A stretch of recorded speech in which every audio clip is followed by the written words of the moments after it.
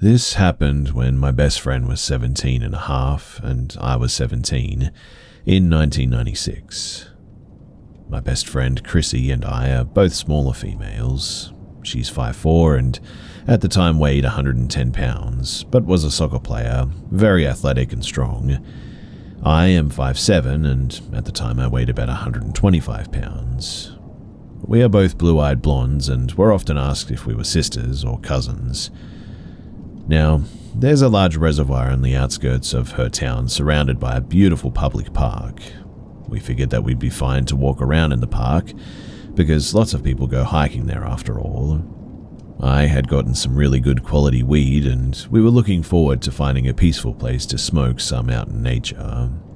I had my pipe ready in my pocket and we were pretty stoked. We chose to go out on a Saturday. It was a beautiful sunny day and there were not many people there either. We parked her car by the reservoir in the mostly vacant lot that had 2 other cars in it. We didn't see anybody when we got there either. We walked around the water for a bit and then chose a trail to go up. It was about 80 degrees out and we were sweating, but we had some water in my small day pack. As we got about a quarter mile or so into the trail, I started having a bit of a weird feeling. I looked at her and quietly asked, "Hey, do you feel like something is off here? Everything's really quiet." Where there were usually crickets chirping and frogs singing, it was absolutely silent. She looked at me and said, "Yeah, I think so." And then we heard some crackling of leaves about 60 feet behind us and a bit to the left. We didn't see anybody at the time, so we continued forward. We were getting pretty nervous and we both heard the crackling again, this time a little bit closer. We still did not see anyone though. Each time we would continue forward, we would hear footsteps a little bit more behind us, and at this point, I thought that we were being stalked. There was a turn off to the left which led to a clearing by a large rock about maybe 12 feet high with a large sturdy rope anchored on it to climb up to the top. It was a part of a steep hillside off the cliff and the rope to climb it was anchored to the ground as well, so no one could really move it or anything. So I told her, "We need to get up to that rock now and we need high ground." She nodded and went up first with me right behind her. We flew up that rock, clinging to the rope tightly and going as fast as we could. When we reached the top, we turned around to see an older man, probably about 45, with a slighter build, wearing a jacket, jeans, and glasses, coming into the clearing. He was about 20 feet away, and he looked at us with a cold, vacant expression that I'll never forget. I got goosebumps looking at him, and I shouted, "Hi, will you please leave us alone? We're trying to have some privacy here." He made no response, and with a blank expression slowly started walking towards the rope which led to the top of the rock. My friend at this point was really scared and asked, "What do we do?" I saw a large rock about 8 foot and almost square to my right, so I grabbed it. I was surprised at how heavy it was, but my adrenaline was going, so I lifted it pretty easily. I told her, "Look around for the biggest rocks you can find, quickly. Move them next to us. Hold the biggest one. If that guy tries to come up, we throw them at him and hit him as hard as we can. Aim for his head." Fortunately, there was a pile of sort of sizable rocks behind us to the left, like someone had made a ring to hold a fire on the top of the rock there and then move them away or whatever. She brought a few over and held a large one herself. My friend and I stood close to the edge of the rock, holding our makeshift weapons. I looked down to the base of the rock where the guy was considering the rope. He looked up at us again with very cold blue eyes and no expression. Then he reached his hand for the rope. I shouted loudly, "Do not come up here. If you try to come up here, you're going to get really hurt. We're aiming for your head with these rocks, so get away from us." I held the rock close to my chest so that he could see it. My friend was next to me doing the same thing, and we had a pile of more rocks as well. He blinked his eyes and cocked his head a little bit, then released his hand from the rope and silently backed away. He backed to the edge of the clearing, backed through the brush, still watching us and walking backwards, and then we heard his crunching footsteps go back through the woods until we couldn't hear him anymore. We stayed on the rock for about another 20 minutes, maybe a bit more, watching and waiting. There was no other way to access the rock, except for the steep hillside covered with poison oak, so we didn't think that he'd try it, and plus, we'd be able to hear him if he did anyway. After we didn't hear anything for like 20 minutes, we decided to make a break for her car. We threw several rocks down the road, and mine hit the dirt with a particularly satisfying thud. Chrissy went first down while I was watching, just in case he came back. When I was scaling down the rock, she was holding a rock, getting ready to throw it full force if he returned. Fortunately, he didn't. We each grabbed the largest rock that we could carry, put a few smaller ones in our pockets for good measure, and then we headed back to her car on the trail, very carefully and quietly. The crickets were chirping again, so we felt that he had left, but we were still extremely cautious. We did make it back to her car without incident, and we quickly left. And that was the last time that I've ever hiked in that park.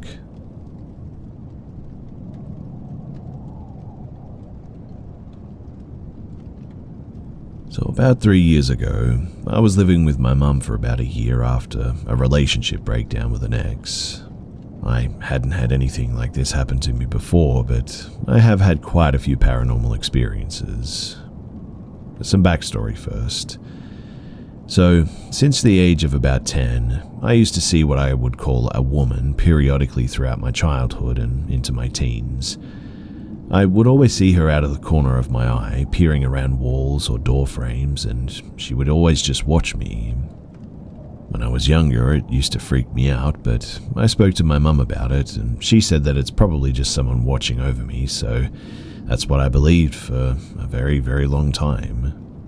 Especially as this woman had never made me feel truly scared, threatened, or done anything besides poke its head around a corner and just sort of watch me.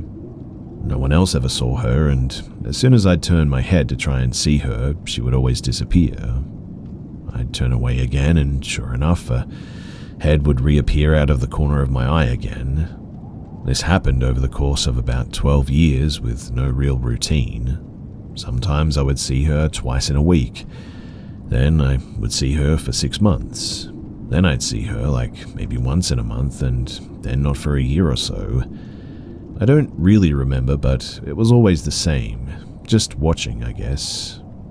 It's worth noting too that this happened in multiple houses and places where I've lived. Anyway, flash forward to 2021, height of the pandemic, and I'd split up from my then girlfriend and moved back to my mum's for about a year. I don't remember how long I'd been there at that time that this happened, but it sure as heck made me get my own place a lot quicker. So, like most people, I tend to sleep on my front with one arm under my pillow, one leg bent up, as this has always been more comfortable for me. I've never slept on my back at all, and I've never woken up sleeping on my back either, always on my front side. Anyway, one night I go to sleep as normal. I put a YouTube video on in the background, lights off, sleeping on my front. My bedroom door was always shut for privacy when suddenly I just wake up. Instantly, too, I can tell that something is wrong because I'm laying on my back, half propped up on my pillows, almost as if I'd fallen asleep reading a book or on my phone or something. My arms were at my side, and the first thing that I saw was my bedroom door was wide open. Now, the layout of the house was sort of split into two. You would walk in the front door and either turn left or right. To the left immediately was the living room with a connecting hallway leading to my mum's bedroom. To the right would have the bathroom directly in front of you, kitchen on the right, and my bedroom directly opposite the kitchen on the left. My bed faced the doorway and allowed me to see into the hallway and kitchen when fully open. We lived in a block of flats, apartments for my American friends. so there was a bit of light coming through the frosted glass in the front door from the communal stairwell, which slightly illuminated the hallway in the kitchen. Now, as I've just woken up and I'm already confused as to why I'm awake and why my bedroom door is open, as my eyes adjust, which only took a few seconds given the light, I could see a figure standing in my doorway with its back to the kitchen. Now, as soon as I looked at it, it moved to the right, as if heading towards the front door in the living room. Immediately, I started to feel my heart rate rise because did I really just see something? As I'm sat there processing everything that's happening and the off feeling that I had, this thing slowly comes back into view and is just standing directly in my doorway watching me. Now, I don't know how I knew, but my brain instantly made the connection to what I'd seen growing up, and I knew that this was the same thing that I'd seen watching me when I was younger. Except now, I felt scared. I felt threatened. I couldn't focus on what the body of this woman or thing looked like because all I could focus on was the dark yellow eyes that it had. Now, given that it was dark and I usually wear glasses as I have very short-sighted vision, so the fact that I could even see the color of its eyes really brought me to attention. I have never felt primal fear before this moment. I've heard and read stories about people saying that they experienced primal fear and just assumed that it was just another level of scared. I've never been so wrong though. Honestly, I felt like prey. I felt like I was about to die. That's when I started crying, silently though. I couldn't make any noise really, and it just wasn't coming out, I guess, and I couldn't move either. People I've told this experience to say that it was sleep paralysis, but I know for a fact that it wasn't. But as I'm trying to shout out for my mum, nothing but air comes out. This thing starts like walking or floating. I'm not even sure, but it made its way into my room. It made the 10-foot frame from the doorway to my bed, and then moved around to the far side of my bed. It was a king-size one, and I always slept on the right side, nearest the door. I must have had some wrappers or something on the floor because I could hear it rustling the plastic or stepping on whatever was on the floor. I'm still pretty much paralyzed and crying with fear at this point. This thing just stood next to the left side of my bed and just watched me. Now, the reason that I know that this wasn't sleep paralysis was because I managed to roll onto my right side, facing away from whatever was now standing next to my bed, and I laid there for maybe 3 to 5 minutes. It felt much longer than that at the time, but that's pretty much what I gauged before I blacked out. People wake up from sleep paralysis. They don't black out, right? So that's another thing. That was the last thing that I remember before waking up like usual on my side, bedroom door closed and daylight coming through my curtains. Everything felt normal.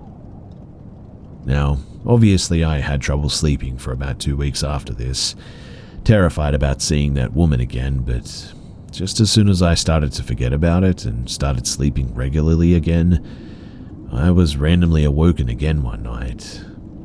Now this time was different because I woke up on my front in the recovery position, how I would normally sleep. I was in a deep sleep and had been asleep for hours, but my immediate reaction as soon as I opened my eyes was to look over my shoulder behind me, and I nearly jumped out of my skin when I saw a face inches from mine shoot back into the darkness. I didn't know what to do, so I just sort of rolled over, went back to sleep because I just didn't want to deal with whatever this was. I don't know if it was the same thing that walked into my room a week or 2 previously, but whatever it was made my natural instincts kick in. Wake up, look for danger. I must have felt whatever it was right next to me, and as soon as I saw it, it just backed away into the darkness. I haven't seen the demon woman or had anything similar happen since then. I'm hoping that whoever or whatever has been watching me since I was 10, I'm now 25 by the way, got as close as it wanted to me and has decided in the end to just leave me alone. It's been 2 years roughly since this happened, so I'm praying that whatever it was stays away.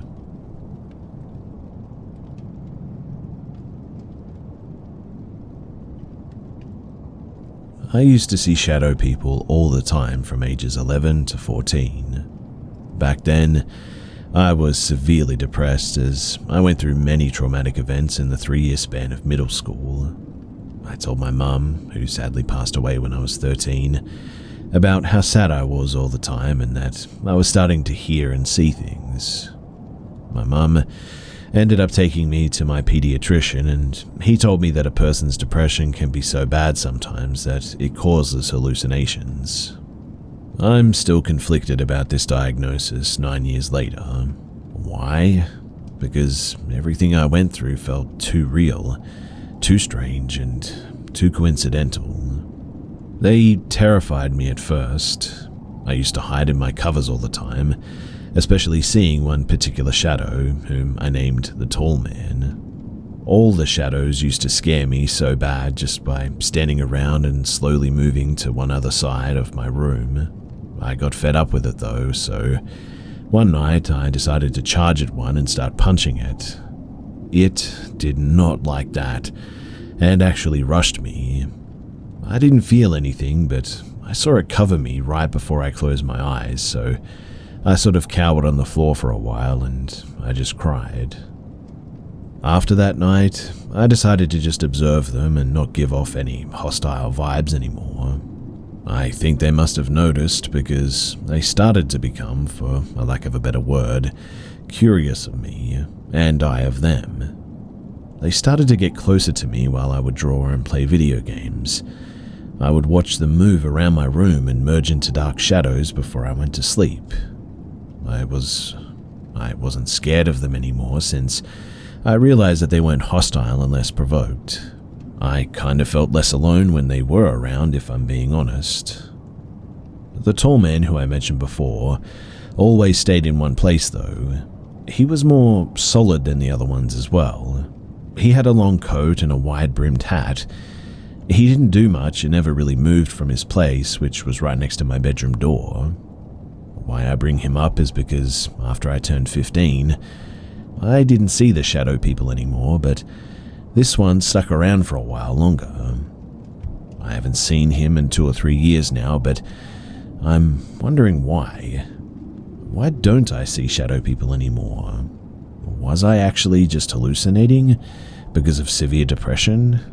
What are shadow people even? I'm sharing this anonymously so that my friends don't find this. They knew that I used to see things in middle school, but I don't know. I'd feel embarrassed if they found this for some reason, I guess, and if someone can answer my questions or give me some insights to what I was experiencing, that would be very much appreciated.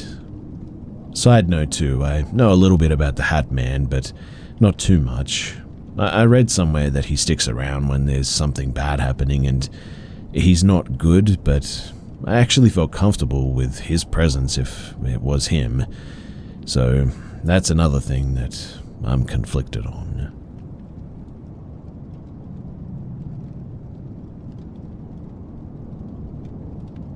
So I had a pretty creepy experience with my friends in the woods this past weekend. For some context, me and my friends like to be in the forestry part of my state and just sort of hang out there. It's more peaceful to us and cooler looking, so anyway, when we got out there, we normally go down this one road that's pretty out of the way from everything. No houses on it and no street lights, and it stretches for miles with thick woods on either side. This one night, it was just me and my one friend who has never been down this road before, so I decided to show it to him. We start driving down it, and I'm pretty far into it when I see a reflection of what looks like a license plate of a car, so I'm sort of confused because cars are never on this road, especially not at nighttime. So I decided to go a little bit past it, and it turns out to be practically a brand new Mustang on the side of the road. So I find it strange and turn around and go home. The following weekend comes around and me and my friends who frequent the road go down it, and the Mustang is there again, but this time it's in a different spot, with a white towel sticking out of the window. We find it odd and check it out to make sure that no one needs help or anything like that, and the inside looks new as well. So we brush it off but keep it in the back of our minds at this point. The next day we go back and it's again in a different spot but still has the white towel sticking out of the window. So this time I take a picture of the plates and try to run them, but notice that it's parked in the only spot on the road where there's no service, which is really weird. So we start driving back towards home to get a connection, and I run on the plates but nothing really comes up with an internet search. We decided to stake out the car and see if someone comes to get it. So that night rolls around and we're sitting in my friend's car trying to look at this Mustang that's about 100 feet in front of us when me and my friend decided to get out and go take a look with our flashlights. We walk up to the car, but there's really nothing weird about it. We don't hear anything. There's no bugs or anything either. We decided to walk into this little clearing in the woods that I knew about and sort of take a look around. As we're standing there yelling hello and we like your Mustang, we start to hear whispers, it seems, and see movement. And then all of a sudden me and my friend think we hear our friends talking, so at that we start to run back to the car and we hear footsteps behind us following us. We get back and they said that they weren't talking that loud, and from that far away we wouldn't be able to hear anything anyway. My friend driving decides to drive up to the side of the Mustang to where his lights are shining on the driver's side door, and my one friend jokingly starts to video this. We don't see anything, and so in the end we just head back. But when we check back on the video, you can clearly see a person just standing there in the woods. And there's another person that you can't clearly make out, but they're behind a tree. I don't know what's going on with that Mustang, and I don't know what those people are doing down there, but the whole thing seems really weird.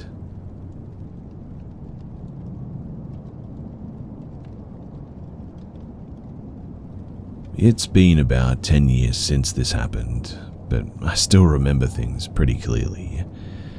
I should note too that this is told from my perspective, and I wish that I could get my mother's perspective on it as well.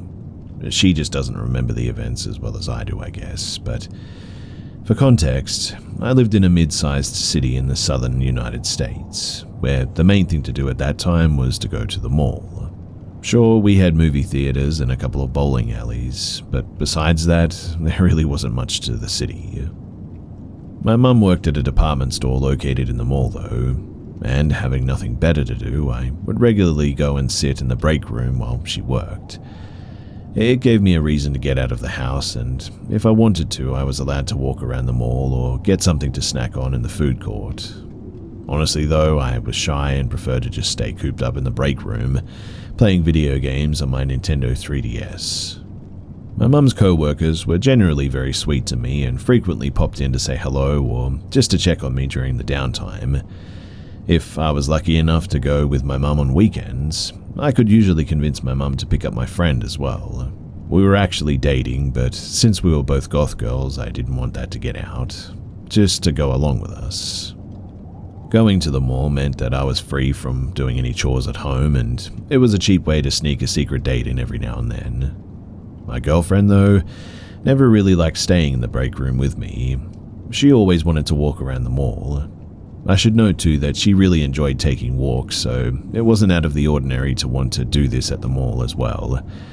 I just didn't like walking as much as she did, I guess, so I tried to weasel my way out of it whenever I could.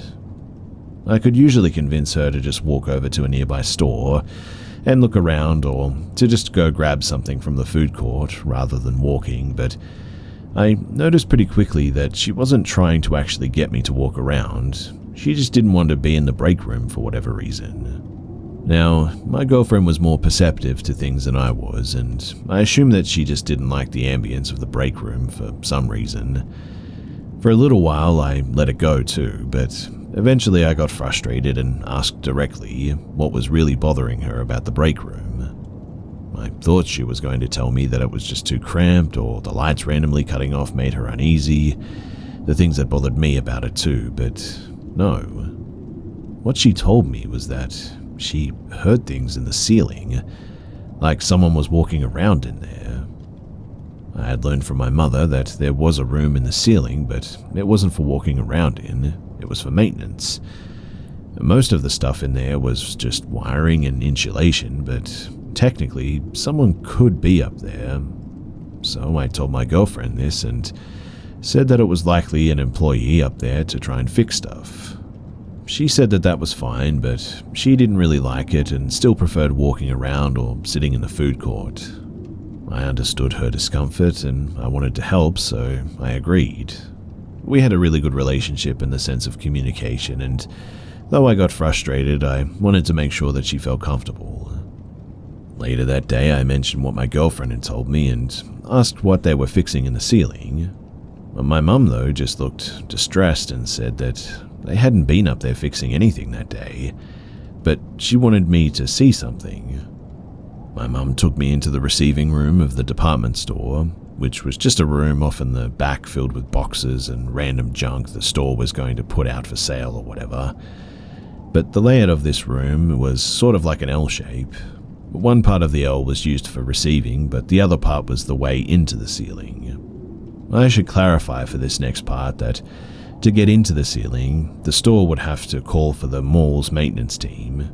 They didn't have a ladder or anything on hand to climb up in there, as it would have been a safety hazard. The only thing that this particular area had was a hatch that led into the ceiling, and that was it. So, needless to say, I was horrified to see what appeared to be claw marks leading up the wall to the hatch. I still remember the way that they looked too, brown gashes that had been dug into the concrete wall of the receiving room. I asked my mum if it was a prank, but she told me that this wasn't the first time that it had happened, and she had had no way of knowing that I would even ask about it. According to her, these weird carvings had shown up several times over the course of a few months. Each time, the store would call in the mall security and maintenance teams, who would clean the wall up and then go into the ceiling to investigate. Nothing had ever come out from their searches, though, and they eventually gave up dealing with the marks and the issue. The only explanation mall security could give was that it was likely a homeless individual who had made their way into the ceiling by sheer willpower and happened to be very good at hiding during the searches.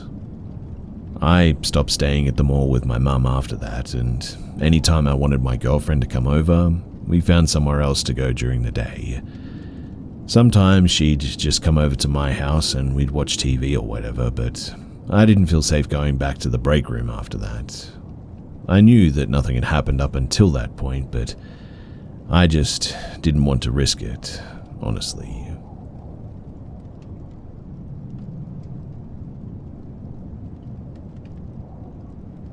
For context, I'm a sophomore in college in a house full of 4 girls, including myself. We live in the student housing sector and went all out for Halloween decorations, girly ones at that. We live facing towards the main street of the neighborhood, and our backyard has a bunch of trees and bushes. There's also a little trail to the back door, but it is in a really weird place and is away from the main sidewalk. In terms of our actual house, there is a rather large window on our back door, and we didn't have any window coverings, so it was clear as day to see into our whole bottom floor when looking through it. I know that we should have covered it up sooner, but we didn't think that this was an urgent matter. Now, one night, my roommate and I were watching a movie and both fell asleep on the couch. I never sleep on that couch, and neither does she. It's super uncomfortable. In fact, we both woke up at separate times this night and just decided to stay on the couch rather than walking the 10 steps to our room. Looking back, I feel that it was just a little intuition that we had, or even a guardian angel that made us do this. We also had fallen asleep with almost every light imaginable on, so anyone peering through any window could see us on the couch clearly and all of our girly decor. It was about 5 in the morning, and I get woken up by my roommate shaking me, saying, B, get up, there's somebody trying to get in." I instantly shoot up hearing that, see her terrified face looking at the back door, then instantly turn my head, and I see a man standing with a hoodie on, holding a flashlight, trying to pick our lock. I can still remember the scratching noise that he made with, well, whatever he was using. It definitely was not the sound of keys jingling or anything, more of a thin wire against metal sound. As we were both staring at him at this point, frozen in fear, he stopped. All three of us were just looking at each other for about a minute when he slowly backed away from the door. My first instinct was to run to the door and make sure it was locked. I've never been so scared walking up to a door like that, and I never want to feel like that again. We quickly called the police and some friends in the area. The police came about 45 minutes later, and they just told us to call if anything else happens. They said that it could be a drunk college student or a person with bad intentions, but we will never know. I still get a sick feeling thinking about it, and hope that it was just a drunk mistake, but something tells me that it was not. We quickly installed more cameras, door window stoppers, and covers for every part of the house after that. 3 weeks later, and we actually had a break-in, but that's a story for another time. I am interested in hearing people's thoughts about this, though, and if you have any insights as to whether or not this person was just a drunk college guy, or if they were actually trying to break in.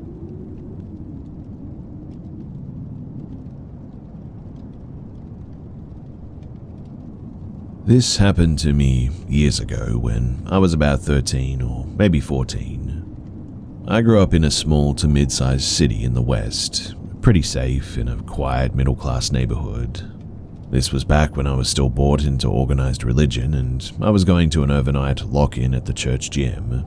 For the non-Christian kids who aren't familiar, it's basically a huge Jesus-focused sleepover for teens.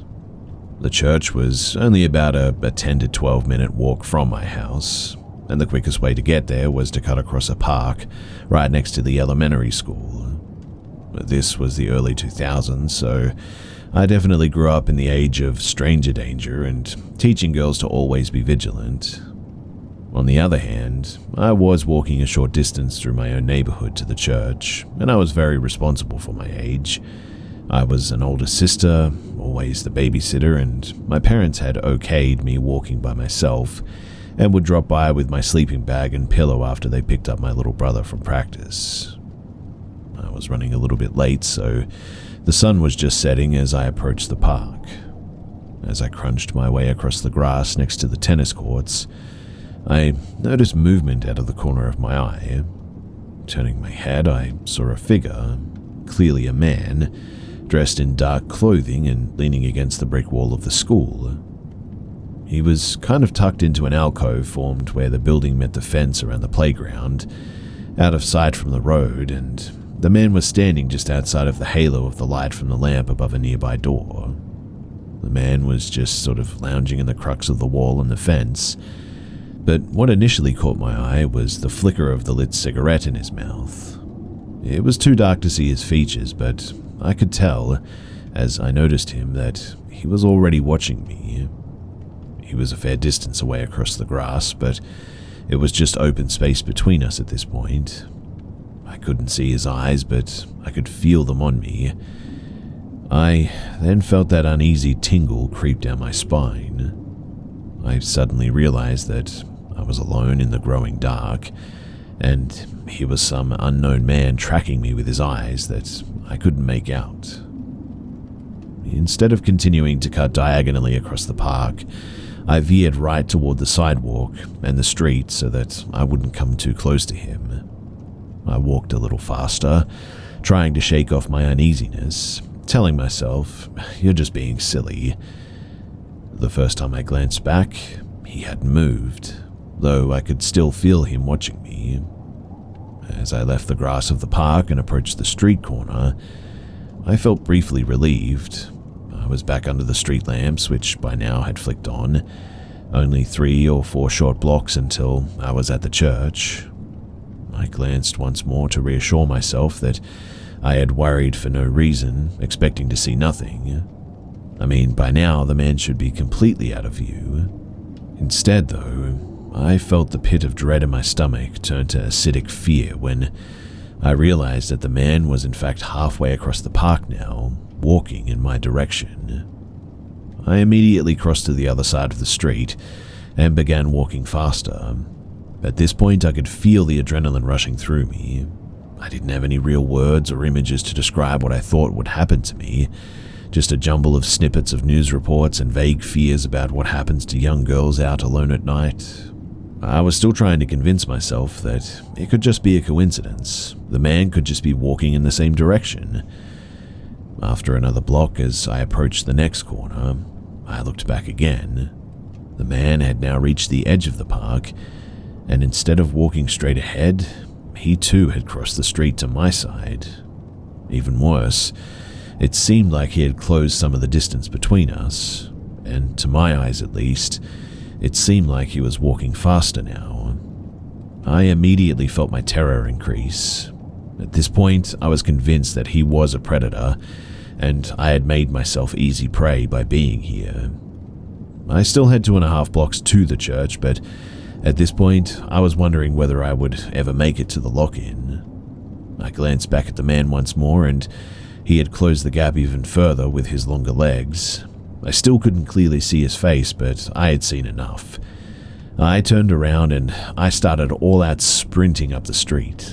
My backpack thumped against my back, my heart raced, my breath turned shallow. I ran all the way to the church parking lot before I looked back again, and by the time that I did, the man was gone. But I could have sworn that I heard feet slapping the pavement as I was running. To this day, I don't really know if that man was after me, although I do lean on the side that he was, or if he just thought that I was some weird kid running down the street at dusk. Frankly, I'm actually pretty glad to have never found out, one way or the other.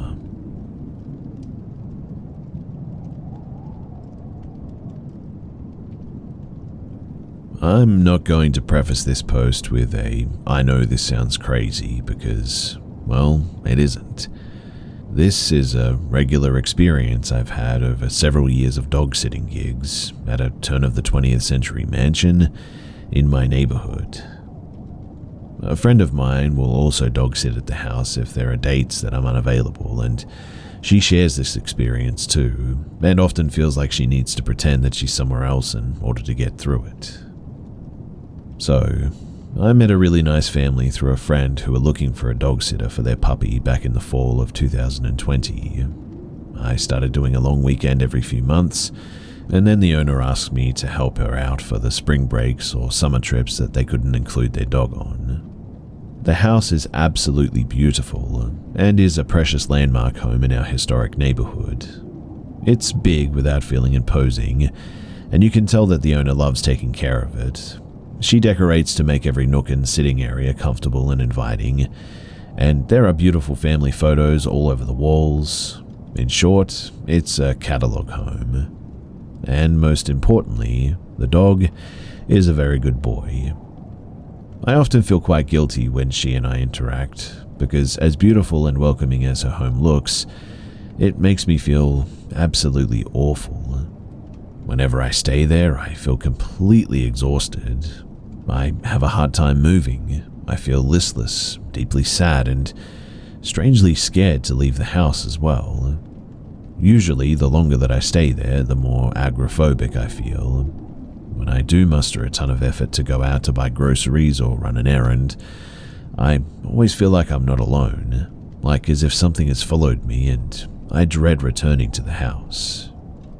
I am an active person and I usually wake up bright-eyed and bushy-tailed, so it's unusual for me to feel so heavy and unable to do things. I have also heard footsteps around the house and often wake up sweaty and terrified in the night with no apparent cause. I saw my boyfriend briefly yesterday and he commented on noticing a big difference in me compared to 2 days prior before I went to the house. I didn't really know what to say to describe how I felt and how I was acting, and he was so worried he thought in a matter of 2 days I had decided I wanted to break up. We've been in that disgusting phase of love that everyone talks about, but today was my last day in the house after 3 days, and after yesterday, I knew I had to fight this energy demon, for lack of a better word, and go for a walk at the park. It was spectacular, and I was out for about 3 hours. With each step, I felt more of my energy evaporate from my body, even off my sweater. When I returned to the house to pack up my things, play with Doggo, and let him out one last time, I felt like the energy returned full force. The words that I would use to describe that feeling was like it was a spiritual assault, I guess. I tidied up the house and gathered all my bags, but the whole time it felt like some energy or spirit was arguing with me not to leave, and following me each step that I took, even in and out of the bathroom. As is usual for my stays at the house, the energy completely vanished the second that I finished the dog-sitting gig and stepped out of the house for the last time of that gig. I've been saying no to this very nice dog owner more and more over the last year, and my friend who needs extra money has been helping out. I warned my friend that this house is a really strange vibe, and her first time over there, she texted me very early on that she felt super off, and we have compared experiences ever since. Another friend of mine hung out with me there when I was really lonely and depressed because of the house, and she very quickly became off too. I know that this kind of sounds like The Shining, but the best way that I can describe this feeling is that the house, or something inside of it, wants to slowly drain me until I completely melt into it and become a part of the house. I know it sounds like psychosis, but I can feel something battling with me every time that I try to leave, and something draining my battery every time I give up and stay. I've considered the usual environmental suggestions like mold and gas leaks, as it's an older home, but just before I started sitting there, they did a full renovation including inspections, and the family seems very nice and happy from my interactions. The only slightly off thing I noticed is that the owner, though very kind, is very paranoid and anxious. She often mentions how desperately she needs to get away when she asks me to dog sit. But heck, who isn't anxious these days, right? This house, though, is just a standing paradox. It looks like an all-American home. It's bright, full of light, and checks the boxes of every HGTV lover's wish list. But I absolutely, deeply dread it. There is something wrong with it.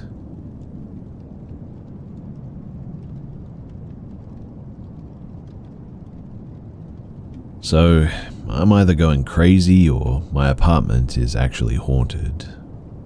At first, I thought that it was just dreams because my first week in the bedroom I heard a female yell with surprise, "What are you doing here?"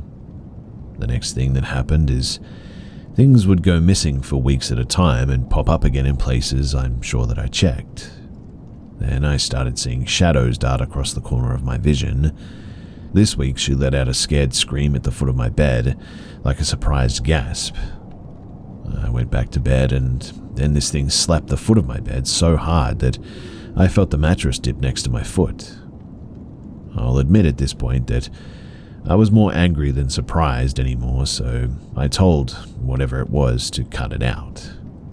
Big mistake, because before I wasn't sure I was being haunted because it always happened late at night when I was almost asleep. But yesterday, she turned on this toy that I have. It's embarrassing, I know, but she turned it on, and I promise that this isn't satire or anything. I got up and turned it off and even put on the button facing the ceiling in case maybe the button got pressed somehow.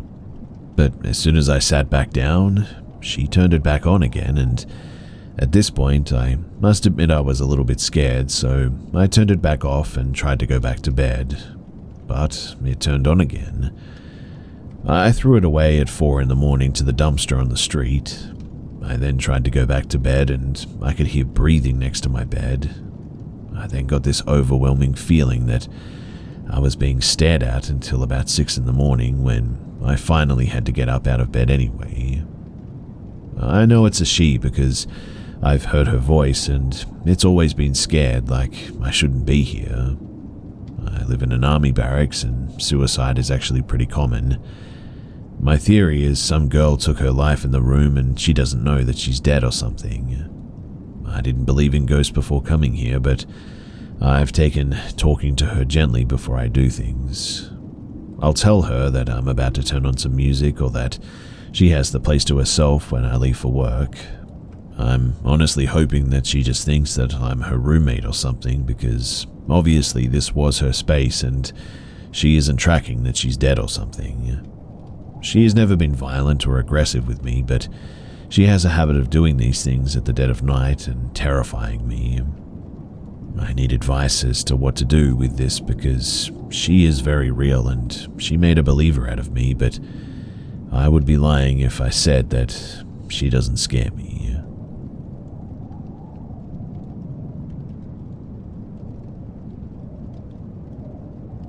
When I was in elementary school, I lived in a house that creeped me out from day one.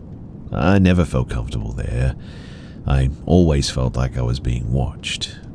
I refused to even sleep in my own room because my room gave me extreme bad vibes.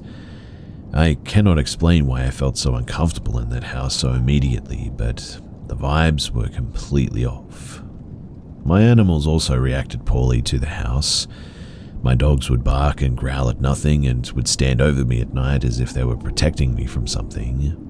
Sometimes I'd hear weird things and the dogs would also react, so I knew it wasn't just me.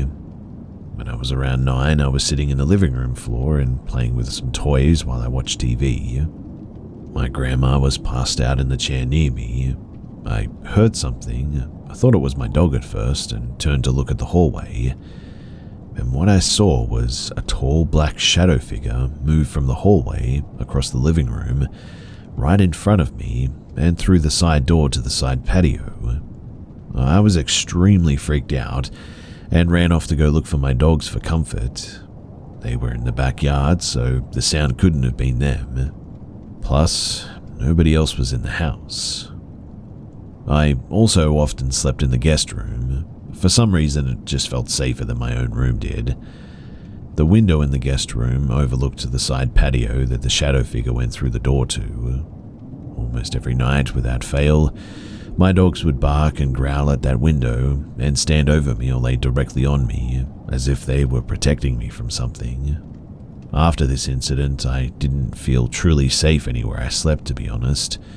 I would be up most of the night, too creeped out to fall entirely asleep.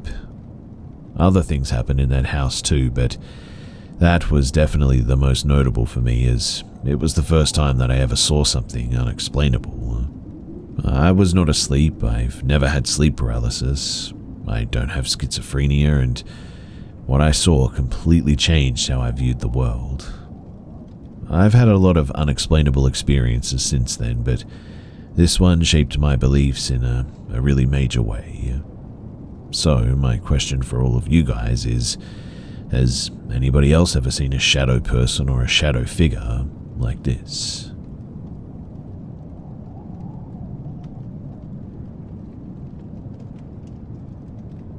So basically, this happens to me, male 25, when I was working as a second officer on board a heavy lifting vessel about 1 year ago during my watch.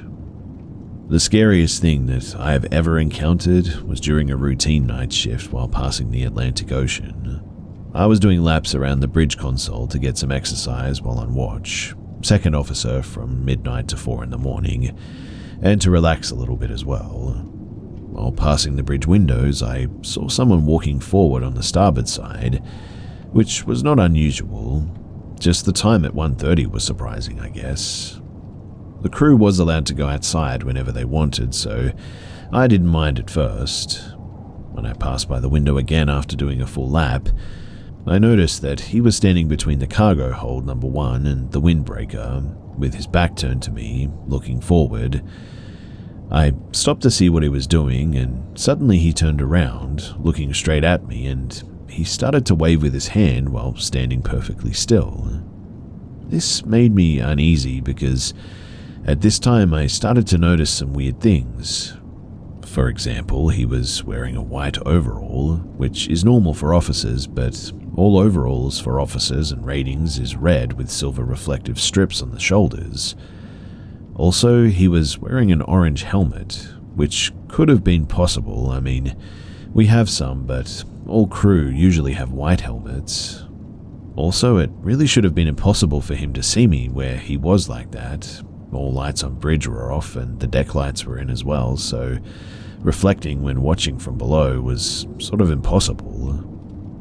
So while this person is standing there waving at me, I walk over to the console, I grab my radio and I try calling him. No response. He just kept waving, following me while walking around the bridge with his head. I saw him on the starboard side bridge and the radio was on the port side bridge, near the cart table. After calling him again and only receiving static noises, I went back to the light console to turn on the bridge spotlights, which flooded the deck with light. I looked up from the console and he was gone. So I think to myself, okay, he might be hiding in the stairway to the paint store, or he's inside the passage to the forward station inside the windbreaker, and I wait with the lights on. After 30 minutes or so, I decided to turn off the lights, but kept watching for some time, but I haven't seen him again. So the next morning I asked around if anyone was on deck during my watch, but everyone confirmed that they were sleeping during that time, which made sense to me, and it seemed like they were telling the truth as well. Also, no one owns a white overall because, again, our overalls are all red. Why would anyone walk around on deck at 1:30 in the morning as well? We have no safety around and usually no additional lookout who is awake at this time. Usually it's only me during my watch. Some guys thought that it was a prank, but no one knew anything about anyone planning or doing anything like this, not even when I asked them to tell me the truth. I believe them because, it would be really weird to lie about this. I wouldn't be mad about it or anything. Not gonna lie, they would have gotten me pretty good. So I would have laughed together with them, with the prankster, I guess, but no one said anything like it or admitted it, even months later.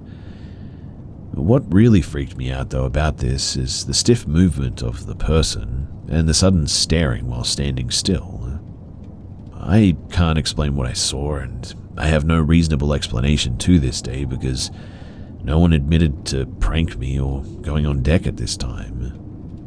Also, the sudden disappearance when turning on the floodlights is still really unexplainable. I also checked the spot where I saw the person, and there was no evidence of hiding anywhere. The paint store stairway and the other entrance was locked every evening, and it was still locked when I checked it the next morning. So yeah, this is the only weird experience that I've had while working at sea for the last 5 years. I still cannot explain what I saw. I don't believe it was some hallucination because I saw him for at least 5 minutes, from walking to forward and standing in forward looking at me, and I turned away a few times to grab the radio or walk to the console. He only disappeared when I turned on the floodlights. But this was the only time that I saw anything like it, and it's something that I just can't stop thinking about.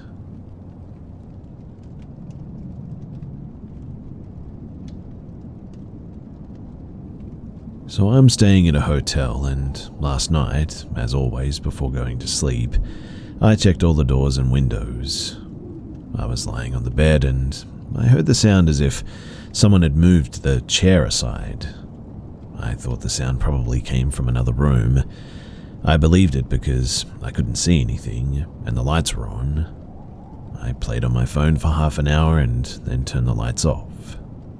I twisted and turned to the left side of my bed, fetal sleeping position, closed my eyes. After some time, I felt as if someone walked inside the room. I could hear bare feet rubbing against the ground, and then pressure on the side of the bed, like a person moved in and climbed on the bed. I just thought that it's all in my head. I mean, it must be, and that the sound is coming from another room beside mine. I was gathering all the strength in my body to turn and punch if there actually is someone in my room, but at the same time convincing myself that these sounds are from the other room, just like earlier. Before I could make up my mind, I felt that someone grabbed me tightly from behind, though. I could feel the hands, feet, and whole body pressuring against my back. I was trying my hardest to turn. I even screamed and asked who it was. I could only hear breathing at this point, but I applied all of my strength to get out of this hold. I could feel that it was a male, and I couldn't turn my neck. After a few moments of struggle, I felt my neck was free, and then I felt like it was gone. I felt free, that is. So I turned my head. When I did, there was nothing. I quickly turned the lights on, Googled whatever I was feeling. I was relieved that many others had felt the same thing. A feeling of presence is what it's called. I couldn't turn and see the face, but I felt like someone with a dark, demonic-like face was there. I also took God's name when trying my hardest to get this thing off of me, and the whole experience was absolutely terrifying. I couldn't sleep and felt like I had 10 cups of coffee. I slept peacefully after a few hours, but I couldn't tell if it was real or something in my head because I could feel the touch. I eventually went for a walk, and while walking I was thinking about whether or not the encounter would happen again tonight. I called up my girlfriend and I asked her to hang out with me and stay on the call until the morning. Thankfully, nothing happened that night, but I don't want to ever experience whatever that was ever again.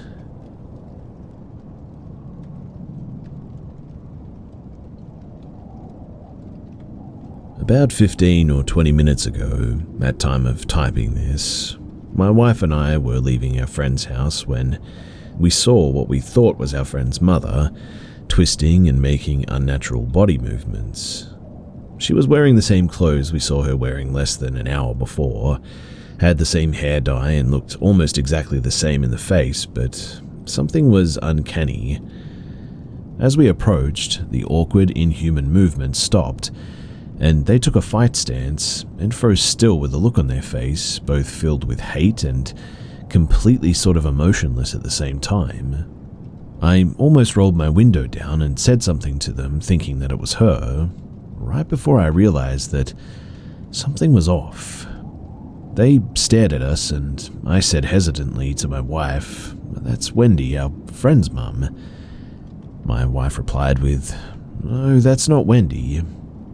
We were both unsure and couldn't decide if it was her or not. It looked exactly like her, but something was really off. We couldn't put our finger on it.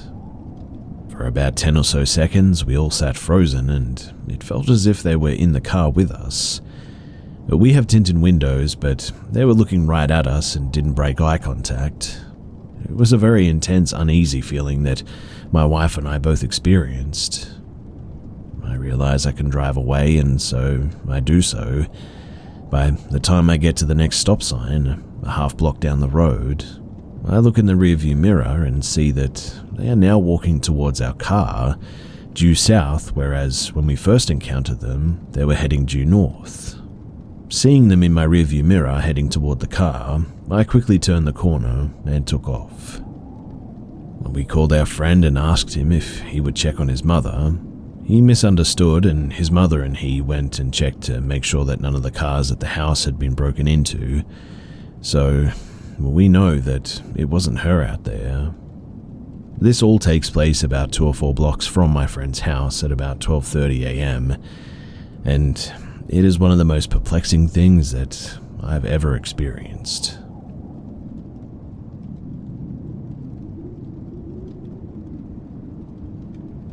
I normally take a walk every Friday to attend my weekly Pilates class. It's a 15-minute power walk from my apartment in a relatively safe city from Eastern Europe.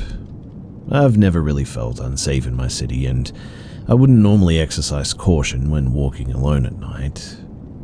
Tonight, however, after the end of class, I began my usual walk back home, and 5 minutes in, and a lot of corner cutting and alley shortcuts, I noticed that this strange-looking man is still following me. The first glimpse I got of him at that point was a young man in his 20s, incel-looking, hat on, shiny elegant shoes on, and a black coat. On closer look, he had a link chain, the kind of chain that you use in heavy transportation and to put like heavy loads on or whatever, around his neck. I instantly got shivers down my spine and changed my pace of walking to very slowly, then very fast to check if he does it too. He changed his as well, and I could see from the corner of my eye that he was still behind me.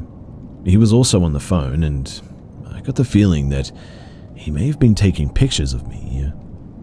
At this point, I'm completely freaked out, but my first thought was that I was athletic enough to put up with this creep and that I needed to stay focused. I was on the main boulevard parallel from my apartment, and I decided to turn right in a very fast and abrupt way. He kept on walking, and I thought then that I was just crazy and that it must have all been in my head. But 2 minutes later, and he was there again, still behind me. I should mention too that there were people on the street at every corner, so even if you wanted to attempt something, it would have been virtually impossible. When I reached my apartment, though, I entered the house quickly, checked if he wasn't behind me, and that was it. However, the scary part comes now. So after an hour or so, my husband checked our building's security camera and saw that as I rushed into the flat, this creep hid behind a car and stayed there for a good few minutes watching the building. Afterwards, he approached the entrance and also took a picture of it and the address engraved on it as well. I am actually now pretty scared that he's going to start stalking me and my family. So, if you have any tips or advice, then it would be much appreciated.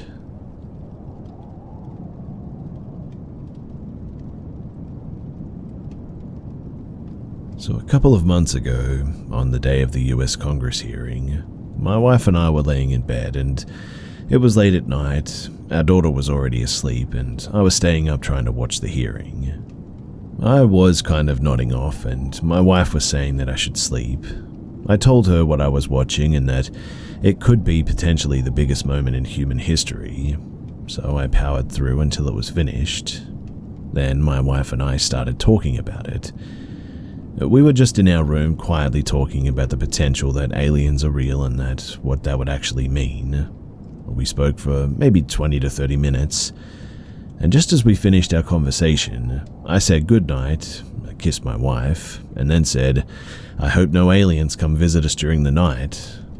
And then mere seconds later, all I did was lay down, when suddenly a tone loudly rang out. It sounded exactly like a microphone feedback in an amp, except we're laying in our room, the TV is off, phones are locked and on charge, air conditioner is off, the only thing on is our lamp for the nightlight. Our daughter is one, so we need it when she wakes up during the night. It lasted a couple of seconds and then just stopped. It sounded really directional as well, like it was in the corner of the room behind our heads. We both just looked at each other, covered in goosebumps. We asked and confirmed with each other that we both heard the same thing. I knew that I had to check quickly, but I'll admit that I was kind of spooked. So I mustered up the courage to go look, but there was nothing. I checked everywhere and nothing was out of place. Everything was fine. We've never heard that noise in our home ever in our lives. We've lived in this house for 4 years and never heard it. But it was so perfectly timed and so out of place, my wife and I will every now and then bring it up. But we just cannot figure it out. Could it have been the radioactive hum of Mr. Burns coming to bring us love, or what the heck was that?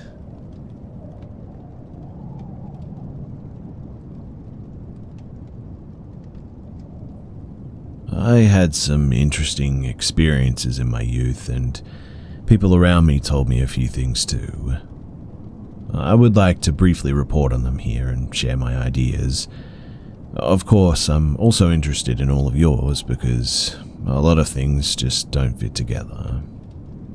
So, I'm German, 40 plus, male, atheist, and everything that I'm describing allegedly took place in a small town until the early 2000s. It's right on the border with the former East Germany. So a man from the neighborhood told that a small object landed in his garden. A few things got out and took soil samples apparently. The people that he confided in told him to shut up or they would come and get him. Unfortunately, I couldn't find out any more information except that this was in the late 60s or early 70s. All those involved are unfortunately now deceased. I think they meant the nice people from the asylum, to be honest, but strange lights were apparently normal in my parents' teenage years. They even called dates looking at UFOs. As I said, our village was right on the border with the Eastern Bloc. It's not that unusual for someone to be interested in monitoring the border, whoever it was. Anyway, my father saw a shining white woman in the stairwell of our apartment in the evening too. He wanted to show her to my older brother, who was still small at the time, but apparently he couldn't see her. This probably happened in the 80s. There are thousands of reports about these women in white, enough to fill several stadiums with the ladies, but there are just as many interpretations of what these appearances mean, so I can't really speculate. It is pretty remarkable, though, that only my father saw the woman. It could be that only he should or could see her, or maybe he was drunk or something. Who knows? I can no longer ask him about this because, unfortunately, he died of cancer in 2001. In 1998, my brother and I were driving to my grandparents' house where he lived. From a distance, we saw what we thought was a helicopter hovering over the cemetery in our village. This is close to our destination, and so, as we drove past it, we realized that it was one of those sort of huge triangular UFOs that were often reported in the press in Europe in the 90s. We just drove past it without paying much attention, and when we got to our grandparents' house, we got out of the car and, of course, it was gone. I've written about this elsewhere, but even though the Belgian UFO wave was often reported in the early 90s, these things were also seen all over Europe before and after that. This was my only close encounter, and I had seen one of these objects twice before, but this time it was close enough to throw a stone at it, but of course we didn't. The most interesting thing here was not so much our lack of interest, that's another topic, but rather that this huge object, although it stood directly above the trees and had huge lights down in its corners, did not illuminate the ground. How does that even work? Was it amazing technology that utilizes features of reality that we can't even guess at? Was it some kind of hologram, a projection into space or our minds? Secret American airplanes? Or are we just crazy? In 1999 and 2000, my father had been suffering from chest pains for days. He dreamed that at night, as he lay in bed, a grey alien entered the bedroom and placed its hand on his chest.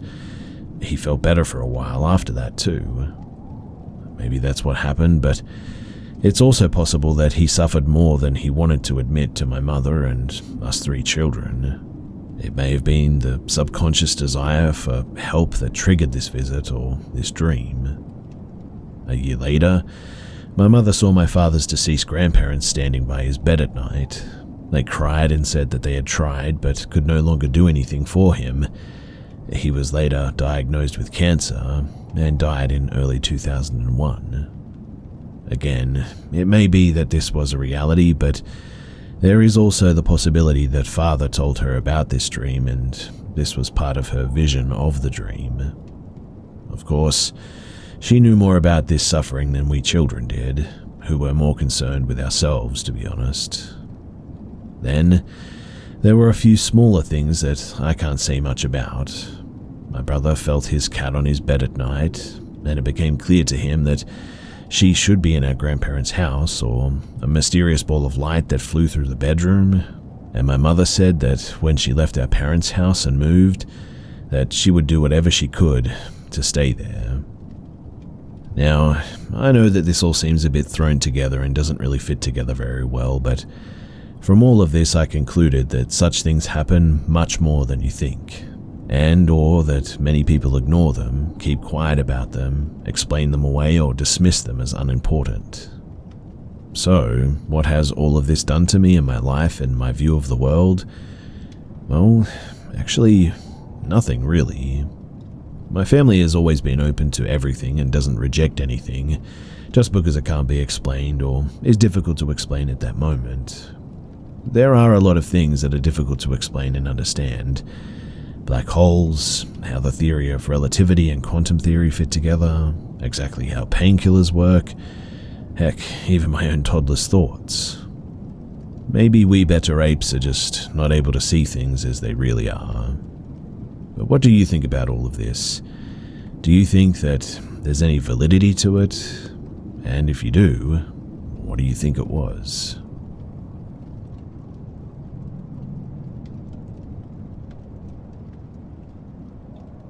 When I was 11 years old, I woke up in the middle of the night and heard something repeatedly running up and down the hallway.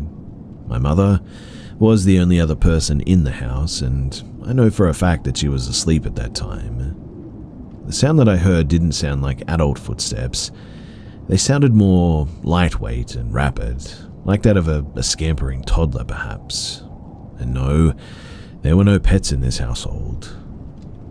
My bedroom was at the dead end of the hallway, and these scampering footsteps would repeatedly run from one end of the hall to the other. But every time they reached the end where my bedroom was situated, there would be a momentary pause in front of my door before resuming. This exact same cycle repeated for about 5 minutes, and then it just abruptly ceased. I sat upright in my bed, petrified with fear the entire time that this was happening, and was much too afraid to open the door during or after. I still have no idea what was making that sound, but I got a distinct feeling that whatever it was seemed to be aware that I was aware of its presence. Don't ask me how I know that. It's just one of those things that you can feel, but you can't rationally explain it.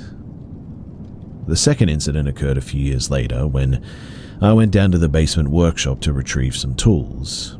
As I was standing in front of the pegboard selecting what I required, a female voice aggressively growled directly into my left ear. I immediately went into an adrenaline-fueled panic and dropped everything that I had in my hands before sprinting out of the workshop and up the stairs like a frightened cat. Even remembering that now makes me feel an icy chill throughout my entire body, like it did when it happened. That incident was far more traumatic than the previous one.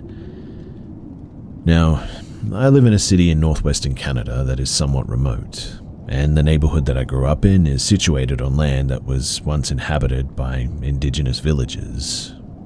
Apparently, the village that was here was burned to the ground in 1913 by British colonizers who wanted to permanently drive them out of the area so that they could annex the land.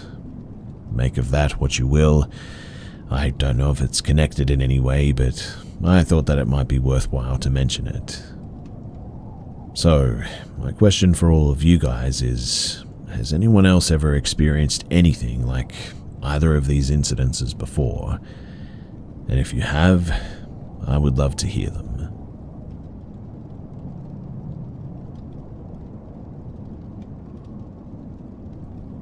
So this incident happened a few days ago. I work at a bar and will usually travel home between 12:30 and 1:30 in the morning. In the warm months, I'll usually use my bike or electric scooter, and on this night, I was riding the scooter. I was only a few minutes away from home at this point, but I had heard my phone go off a couple of times in my purse, so I decided to stop a moment to make sure that it wasn't anything important. I realized that this probably wasn't the greatest decision, but I don't normally get notifications like that so late at night. So I go to pull over on the sidewalk near a sloped entrance into a plaza that has a couple of bushes on either side, and on the left side there's a stone fence of sorts, or more plants I guess, but I would have been maybe 15 or 20 feet away from the left at that point. And as soon as I stopped and went to get out my phone, I noticed movement out of the corner of my eye. It was a tall, thin man standing up from where he had been hiding in the bushes on the left side of the entrance. He was looking right at me. He said something that I couldn't really make out and started to walk toward me. At that, I immediately got on the scooter and drive and back onto the road after that. I don't ever stop and talk to people at this time of night as a matter of principle, but anyone hiding in the bushes at 1 a.m. certainly isn't someone that I want to be dealing with. Sadly, things like this happen a lot here, though this instance was definitely one of the creepiest that I've experienced. And yeah, I definitely realized that I shouldn't have stopped, let alone when I was so close to home like that. And I guess the lesson here is, don't make the same mistake that I did. Always be vigilant when you're out at night, especially alone, because you just never know who might be hiding in the bushes, waiting to pounce at the right moment.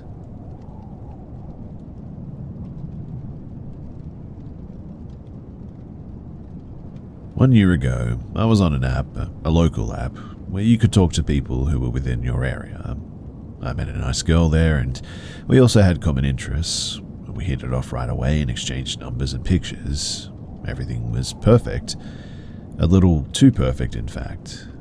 She was all over me, saying stuff like, "You're a gentleman," and which I am, I guess, but she was obsessed with me, though, and I'd never had a girl like that before. Even though she wasn't the best-looking girl, she made me feel a certain type of way, I guess. And then, at some point, we wanted to meet, normally on a Saturday afternoon, and had a nice time. We went then at some point to hers and did the deed and that, and had a great time. I tried to sleep at this point at her home, but she didn't want me to. I thought that maybe she had lost interest because of my poor performance, but couldn't be bothered at that point and went on with my day and left the house. But no, she didn't lose interest at all. She asked me if I arrived well after I got home, maybe 30 minutes later. And after that, nothing really special happened, just normal texting about life and stuff. Until 2 weeks later, when I was done with my studies, I wanted to see her again, but something was different. The way that she wrote, without emojis and more direct.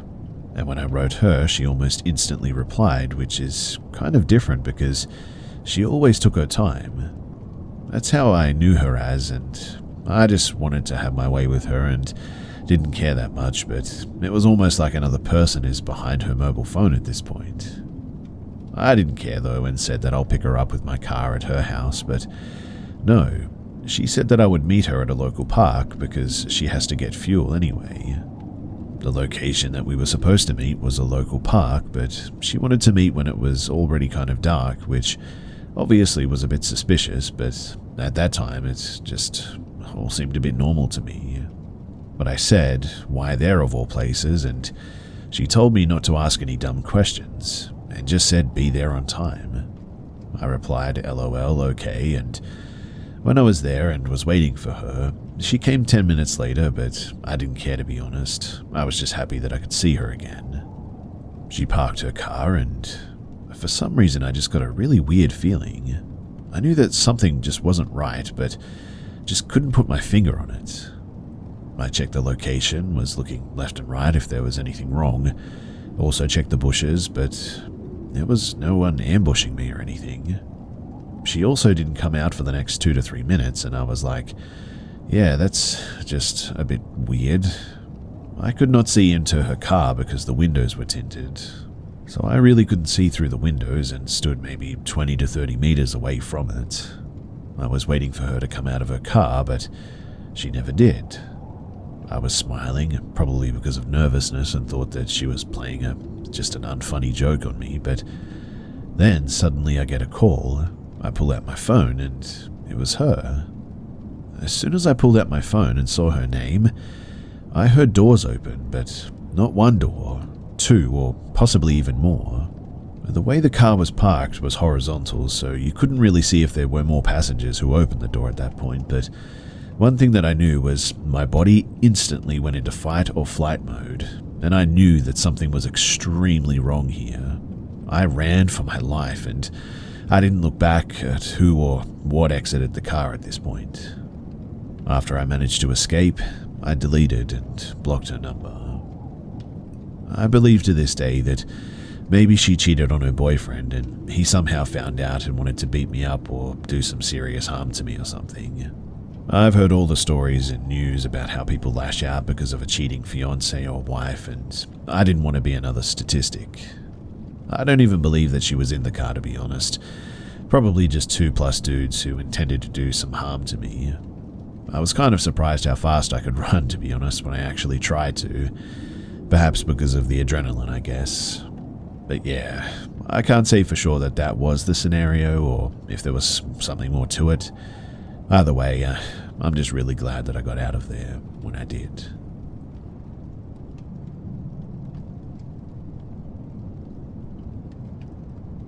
So it takes me, a 23-year-old female, about 4.5 hours to drive home when visiting my family. When I have 2 hours left, my gas tank is half full, so I always stop to get gas at the rest stop. This time I really had to use the restroom, and so I just wanted to quickly pull into the first pump that I saw available, pump gas, go to the restroom, and be on my way.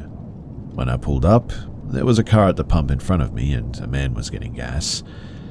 Now, he was staring at me when I pulled up behind him, which I never gave a second thought to because I find it to be pretty common, to be honest. I mean, I do the same thing when a car pulls up behind me. But here's the thing. As I'm doing my thing with putting my card in, opening the gas cap, etc., I noticed that he was still staring at me through my peripheral vision. When I looked over, he would look away. When I get gas, my parents always told me to be aware of my surroundings, and so as I pump, I do a bit of a routine of looking to my left, right, in front, and behind. And this man was still watching me. So at this point, I'm just sort of staring back at him.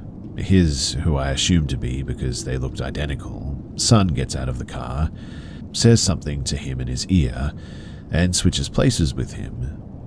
Now, this man is walking towards me, but jerks his body to the passenger side of my car and gets close to look in as he walks by. Great, I think. He's trying to rob me now. Well, good luck because my door is locked. Thanks, Mum and Dad, for that tip. He was walking around my car pretty closely while staring at me, pauses for a second, and then quickly goes inside the convenience store. I will say that it did look like he wanted to say something, but I was more focused on finishing up at the pump so I could do my thing inside and quickly leave. I had my pet with me in the passenger side of the carrier, so when I grabbed him, I noticed a pump attendant, which is never common, standing at the trash can across from me. I said, "Hey, I'm just heading inside for a sec, but I'll be right out." He smiled and told me not to worry. Now, you're probably wondering, why didn't you just go somewhere else? Well, 1, I don't fear men generally. 2, I purposely grabbed the attention of the pump attendant to show that I was traveling alone as a female. 3, I really had to use the restroom, okay?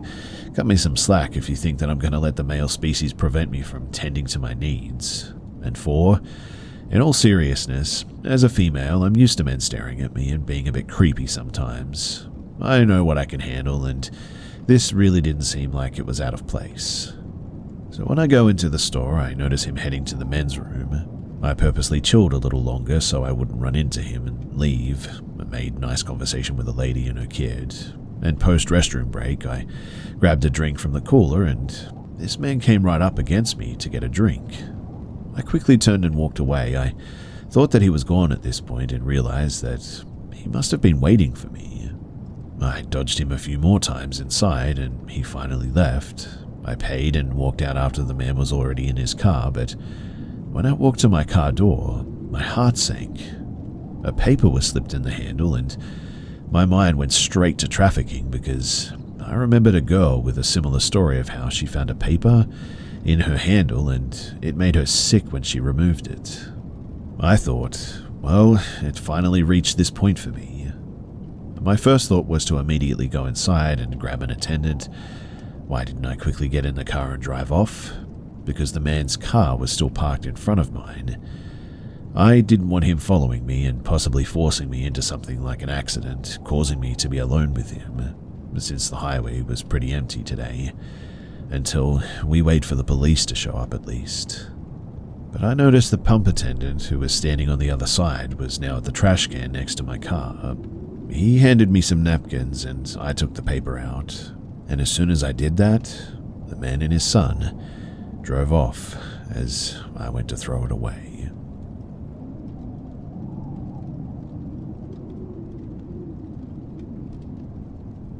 So I went to a Catholic school growing up, solely because they had the best education in my small town. Therefore, having sisters and priests as teachers, I was never a fan of either of them as I was not super religious growing up. It was just something that I had to do at this school. But this all changed one day after a conversation with one of the priests at the school. So my school had an exchange program with another Catholic school in California, so that every year a few kids in each grade and a priest or sister would go down and we'd get some new people at our school. My freshman year, we had a priest who I'll call Father V. He was an older man, maybe late 60s I would guess, who taught English and religion classes. A big guy, maybe 6'3" or 6'4", and strong, stocky build. He grew up on a farm in Oregon, said that he was always a troublemaker as a kid, always got into trouble at school, drank and smoked at a young age, just doing what kids in small towns would do back then. But he was honestly one of the coolest people that I'd ever met. Super eccentric, never once seen him mad, and always had a huge smile on his face, but certainly a no sort of bull type of guy. He'd play the Stones and Skinner during class and always made time to help anyone out after class or school for papers. My friends and I always asked for his help since he was a very sharp man as well, especially with English. Spent countless hours with him after school that started out as help, then eventually just morphed into discussions and stories about life, specifically his. When he graduated high school, he actually had joined a band, which was really more of a gang in his words, and started getting into trouble with the law and whatnot. After a few years, he actually went to jail, got stabbed and nearly bled out, said that he prayed to God that if he lived, he would devote his life to him. So that's what he did, joined the priesthood the day that he got out of jail. They put him through schools all over the world, said that he met so many cool people and a lot of weird ones too, and one day after class, my friend and I had nothing to do, so we were waiting on our parents to pick us up a few hours after school. So we decided to go to Father V's room and pick his brain. Now, somewhere in the conversation, we somehow got onto the topic of God. Not hard with the priest, I know, but we had asked him for proof of God, being snarky teens just trying to pull a gotcha on him. He gave us the Bible, Jesus, proof through followers, all the typical mumbo. But we told him, yeah, whatever, but then he got serious like I'd never seen before. His eyes got sharp and there was no more smile. Straight-faced, he told us, "You know, if you believe in God, that means that you believe in the devil, right?" We laughed. He didn't. And this confused us, so we asked what he meant. So clearly and confidently that it raised the hairs all over my body, he said, "The devil is real and I've seen him." We immediately asked him what he meant and to tell us. So he said, when he was still a young priest and back in the States, he was working with an elder priest in Cali in a small town. One day they got a call from the local sheriff to come out to help with a problem at a family's house. The sheriff told them over the phone that the 5-year-old girl in the family was apparently possessed.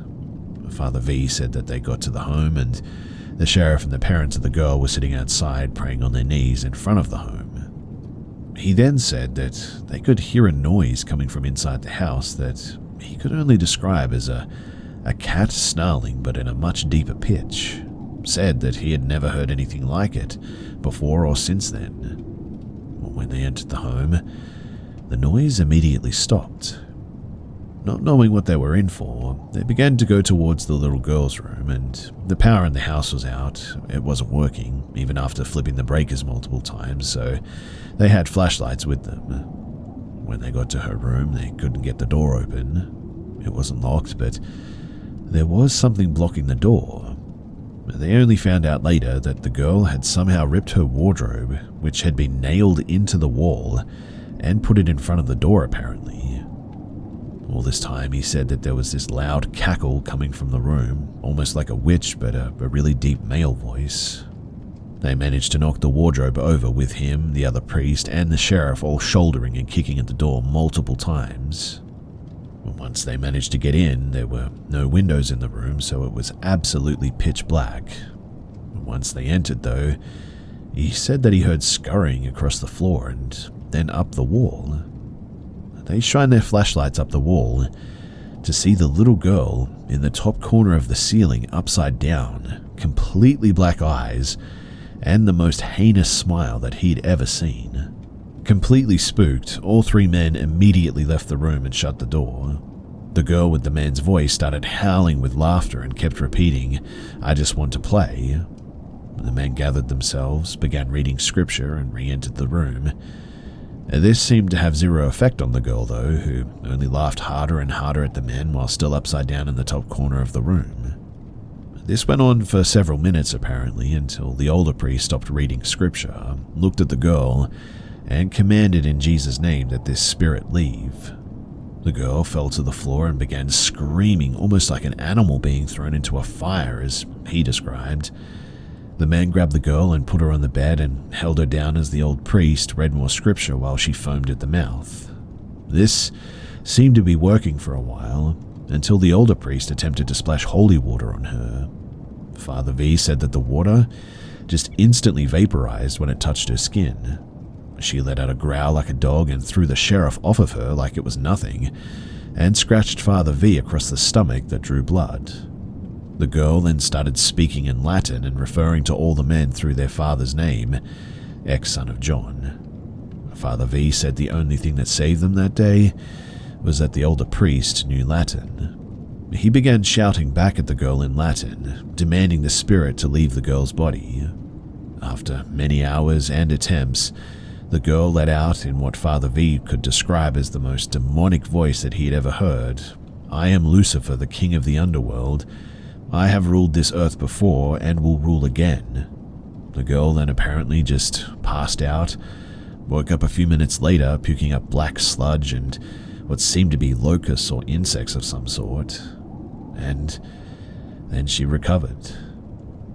Now, me and my friend, after hearing this tale, looked at each other and couldn't help but giggle, to be honest.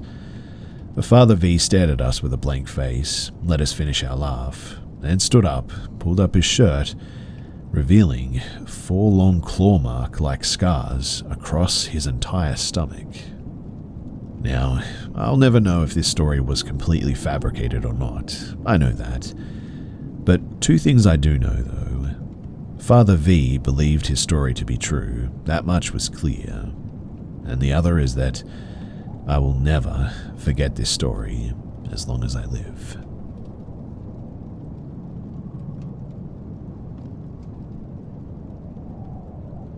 I used to work as a cashier at a local grocery store when I was a teenager, back in the 90s. I usually worked the closing shift on Fridays and Saturdays. There was a rough-looking old man that would often come in to purchase a few beers. For whatever reason, he was obsessed with Nostradamus and claimed that he was able to predict the future and that he knew when the world was going to end. Normally, I just ignored him, but one night, when I heard him talking to a cashier a few lanes down, I snickered to myself and said, "What a whack job." I really don't know how it happened, but suddenly the man was standing right in front of me with this creepy, intense stare. He simply said to me, "You're going to die tonight in a car crash." And then he turned and walked out of the store. I don't know what it was about how he said it, but it freaked me out. I called my mum crying, and she offered to come and pick me up and drive me home after my shift. She said that he was just a crazy guy and to pay it no mind. But after that, I never saw the guy come in again. Obviously, I didn't die in a car crash that night. But since then, I've been in 7 car accidents. None of them caused by me, mind you. But the most severe one was when I was in my 20s. I was T-boned in an intersection by a drunk driver. The car flipped a few times and landed upside down. The friend that I was with unfortunately passed away, and I had to be cut out of the car with some jaws of life.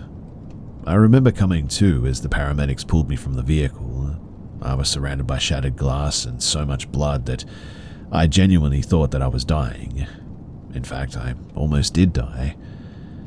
When my mum got the call, she thought that I was dead, and it's honestly a miracle that I survived with only a few minor injuries. But the words of that guy, they still definitely haunt me. And I mean, it is weirdly coincidental that after that guy said that thing that I have been in just so many accidents.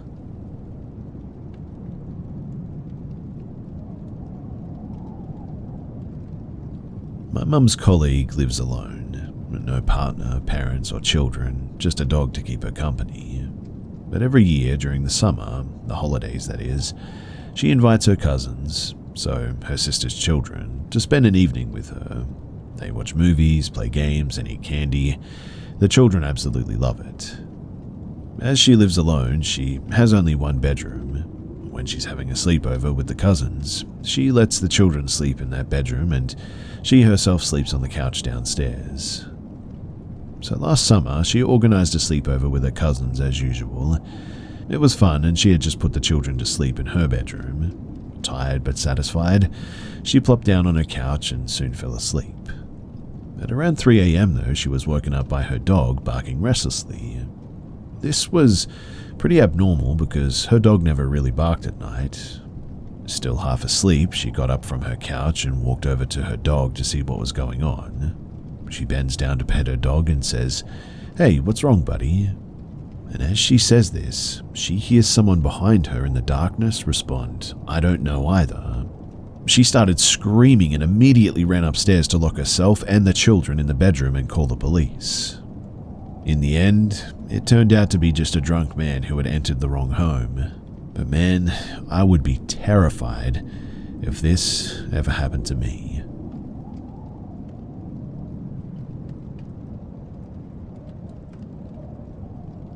This happened about 5 or 6 years ago. So I went home by bus and then got off as usual and then went the route that I always do to get home. It was an evening and I passed a man and he looked at me and had a sort of angry expression on his face, as if I was someone familiar or like he knew me from somewhere and as if I had done something wrong to him. I didn't think too much of it and went on normally, and then I just had a gut feeling to look behind me at some point. The man just went on, but slower pace, and then eventually he passed me, and a few seconds later I looked behind again and he also looked over his shoulders. I started to feel weird and got goosebumps all over my body at this, and started to walk quickly. Eventually, he turned around and followed me. I tried not to show fear and went on at a slightly faster walking pace until maybe after a few meters, because there was a corner, and after I passed the corner, I ran as fast as I could. At some point, I stopped running and thought that I had lost this guy, and thought that it was just some weirdo drunken bum or something. But all of a sudden I was approached and stopped by a man who looked familiar to the same person, just his hair was way shorter and he had a beard, and asked me if I had any euro on me. I denied him and said that I had no money with me, which was a bit strange. I was never really approached at that time, especially this late in the evening where somebody would ask me for money. The man just wouldn't let it go though, and he was acting as if somebody had maybe told him to stop me or something. Like, no matter what, just keep the person, me, standing on one point as long as possible. While he was still talking to me and saying that he was really hungry, I just kept walking and said that I'm really sorry and that I really do have no money. And then, sort of surprisingly, he just all of a sudden dropped off. I went a few meters, and then as I looked back to see what the guy was doing, who asked me for the euros, I saw the first person again, and my heart instantly sank. I went on quickly. I tried to take detours to lose him. I didn't want to let him know that I was afraid of him, and that's why I didn't run again. While I was going fast, I wrote a text to my parents and siblings via WhatsApp so that they would open the door before I arrived. I told them that I wasn't too far away to unlock the door and that this crazy guy with a long unkempt beard just wouldn't leave me alone and seemed to be following me. This person, whoever he was, didn't seem to let go of me either. Eventually, I almost arrived home, and the man was still behind me at this point. Now, before you get to my house, you have to pass a carport, so I was at the carport, and there was this sort of corner, and I looked behind before I passed the corner, and the man was maybe 15 to 20 meters away from me. Then, while I passed the corner, I ran as quickly as I could, with all the adrenaline in my body now flowing straight into my house. I did this so that hopefully he couldn't make out which house I actually lived in. I tried to hold my composure when I got home. I didn't want my parents or my siblings to creep out, since we had a lot of problems anyway, like private stuff and financial stuff. But they knew that something was wrong, since my face was quite pale. And I swear that if you looked closely enough, you could actually see my heart beating through my t-shirt. I was terrified. For the next few days as well, our doorbell would ring in the evenings at strange times. My father at one point went down the stairs to open the door, and I immediately went down the stairs as fast as I could and told him that we should not open the door. I explained to him that there was some weirdo around the village trying to sell stuff for televisions or something like that, so that he would keep the door closed. At that time, and I still do to this day, I believe that the person who rang the bell at that time, it was the same guy who had passed by me and followed me all the way home that day. He tried to find out which house that I lived in, I think. I live in a house with lots of houses around me, right next to us, in fact. And I'm still glad to this day that my parents somehow believed me and they didn't ask any further questions. I also had a few neighbors with whom I got along pretty well with, and we sometimes talked about life and stuff, and they also told me the same thing that happened to us had happened to them, that somebody would ring at very strange times at their house in the late evening, and I was shocked but tried my best not to act out and said, "Wow, that's crazy." They also couldn't make out who the person was. They said that no normal person opens the door when it's late like that, which I agreed on, so they never really got a good look at the person. For a second, I did want to tell them about my encounter with that creepy person, but at the same time, I was pretty insecure at that age, and I didn't want people that I'm close to think that I was some weirdo or something. I guess the one question that I always ask myself, though, is what would have happened if the man had seen which house that I had gone into? What would he have done to me, or possibly even my family? I still get goosebumps thinking about it, and luckily the ringing was only every day, but in total for only a week. And then it finally stopped. Also, the way the person rung the bell was really weird as well. It was like a ring, then a pause for 2 seconds, and the same way 4 times. And this happened every single time, so whoever was coming around late in the evenings, ringing our doorbell, it was definitely the same person. I do sometimes wonder if maybe he was just confused with somebody that he knew from somewhere or something, and he thought that I was that person. Like, for example, maybe a guy that cheated with his wife or something. I didn't look at him aggressively, mind you, just normal eye contact, and how any sane person could be provoked by like a 2 or 3 second eye contact is a bit beyond me. Anyway, I still don't know exactly what that was all about, but I do know that it seemed like something sinister was going on. And my hunch is that maybe he was trying to kidnap me.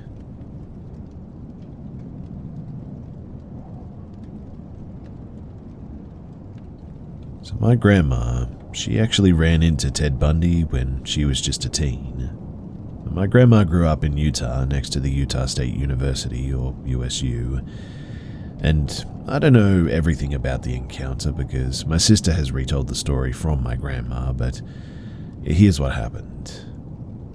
So when my grandma was growing up, she's around 66 now, her parents were fairly religious, but not very strict when compared to most parents nowadays. She has always loved the outdoors and would often stay out all day outside of school, returning home after the sun was mostly down. And one night, she was at the park and it had started to get dark and was fairly cloudy. She was a little bit late to start heading home, but she had just gotten a little bit distracted, I think, and she was maybe about 16 to 18-ish at the time. A man had been watching her from his car for a while, but she didn't think anything of it. He called her over and asked if she wanted to ride home, but she had an uneasy feeling about this guy, so politely declined. He was trying to persuade her into just getting into the car. She was very uncomfortable and she was all alone. She was going to get into the car too, but then she noticed that the indoor handle to the passenger side door was missing. That was when she really got scared. She said that she had to go and her parents were probably worried. She quickly ran home and the incident just always bugged her. She stopped staying out past sunset and always came home an hour before it got dark after that. She never went to parks or playgrounds alone again. And it was a few years later that she heard about him and she was horrified. Her whole life could have been changed if she had actually gotten into that car. I never knew this growing up. Whenever I would stay at my grandma's, we would go to the park nearby, but she always insisted that we come back an hour before the sunset. I always thought that she was just weird for it, but only recently I truly understood why. Even now, at her old age, she still can't go to the parks or playgrounds alone, and she has to keep her eyes on the kids at all times. I've always been obsessed with true crime and all that, but I never actually knew that my grandma, very well, could have been another statistic.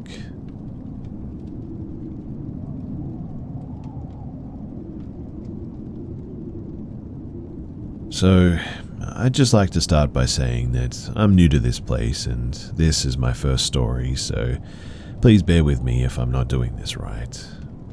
This story that I'm about to share is actually what I joined this community for, on my quest to find out if this is what happened to anyone else, that is. This is 100% true and is really hard for me to share because anytime that I've tried to tell someone else about this, I get laughed at and accused of just trying to pull their leg. I recently saw an article about a woman who was apparently hunting and saw an invisible cloaked creature that she described as almost like a predator from the movie of the same name. I read her story and saw the picture that she took of said predator, and as for her picture, I personally think that it's a combination of flare from the sun and a close-up of possibly her face or something. I'm not dismissing her story though, actually quite the opposite, since I too have encountered something similar, and is what prompted me to seek out if anybody else has encountered a predator in the woods. So, here's what happened. When I was about 5 years old, I was playing by the edge of the woods behind my grandmother's house. I played there often, and my grandma just kept an eye on me from the kitchen or the living room or whatnot, because the house had huge windows that faced the woods. She would come out every once in a while just to see what I was up to. I was obsessed with digging in the dirt at the time, and collecting unusual rocks and arrowheads that littered the land where my grandmother lived. I should mention too that this is Midwest Illinois, not too far from the mounds up there, so finding arrowheads was actually not that uncommon. Anyway, that day I remember picking out a spot to dig. I had been out there for quite a while because I remember I had a pretty decent sized hole going, when something caught my eye up in the tree that I was next to. I almost don't know how to explain it, but it looked almost like a heat wave coming off the branch of the tree. It was fall. I remember this because I had my jacket on and remember thinking that my mum was going to be really angry because I had dirt around the bottom of the arms from digging. I also remember there being a lot of leaves on the ground. Anyway, I'm staring at this heat wave and realize that It has a bit of a human shape. So here I am, 5 years old, and wondering why there's an invisible man in the tree. I remembered feeling scared but unsure what to do. Then it started moving and making a faint sort of clicking sound. This is about the time that I decided that I was not supposed to be seeing this, and I hightailed it back to the house. My grandmother saw that I was pretty shaken up, and I remember telling her that I had just seen an angel. In my 5-year-old mind, I don't know what else it could have been. I had never heard of aliens or ghosts or monsters, so to me it had to be an angel because that's all my little mind could think of. Anyway, fast forward to when I'm about 12 years old. By this time the encounter was way out of my mind. I loved watching action and sci-fi movies. My dad rented a movie called The Predator, and I'm watching it with him, and the first time that you see the Predator, or invisible cloaked thing, man, I just about soiled my pants. All the memories from that day digging in the dirt came flooding back.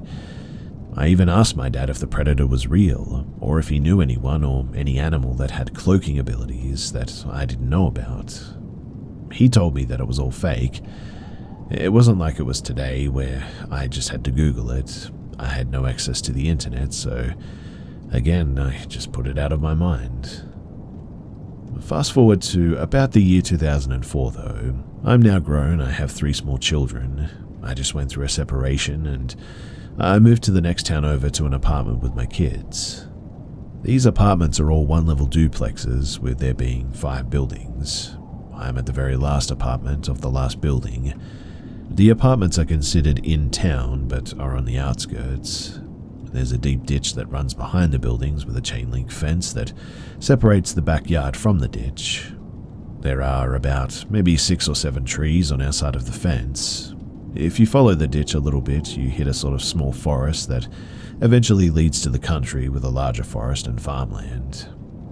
So I'm a bit of a smoker myself, but would not smoke in the apartment because of the kids, so I often went out the back porch to light one up. And one night, I was up late doing laundry and stuff after the kids went to bed. I decided to take a smoke break before I myself went to sleep. I'm back there on the porch and I started hearing this faint clicking sound.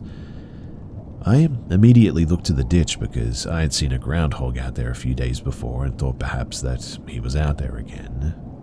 The yard is faintly lit from the outside light that is by the playground, that is to the right of my back porch. I didn't turn on my porch light, I didn't normally anyway, if I was just going out for a quick smoke. I didn't see any groundhog or movement from the ditch, so I go back to smoking my cigarette. The faint clicking sound, though, keeps happening, and a slight shift of movement makes me look up into the tree to the left of my porch. And it was there, that same invisible thing that I had seen all those years ago. It was like a distortion and in a humanoid shape. It was crouched down on the branch with an arm out holding onto the trunk of the tree, and honestly, I couldn't quite believe my eyes. I was like, is this really happening? Has it come to kill me from seeing it all those years ago? All I could think about was my kids in the apartment sleeping, so I ran in and I slammed and locked the door behind me. I ran to the kids' rooms and I made sure all the windows were locked. Then I just turned out the lights in the living room and stared out the blinds at the tree to see if I could catch another glimpse of it. I sat there for maybe about a good 10 minutes and I couldn't see anything. I began to think that maybe I was just tired and my mind was playing tricks on me. And just as I was finally talking myself down, my neighbor's dog comes running across the yard and starts barking at the tree at that same branch that I had seen this predator thing. That pretty much freaked me out because this dog was not a barker by any means. I actually had never heard him bark at anything really, even at the groundhog that had been hanging out at the ditch. This barking went on for a few good minutes until I hear the neighbor lady who owns the dog call him back inside.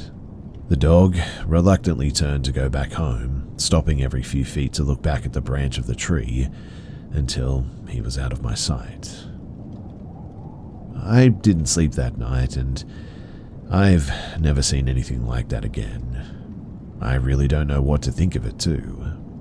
I'm a grown person now. I have kids and a good career. I just want to know if anybody else has ever had an experience like this, I guess. I know what I saw, whether you believe it or not, and if you've sat here and listened to this, then thanks for hearing me out. I hope that I can get some answers someday, but the way things are going, I'm really not optimistic.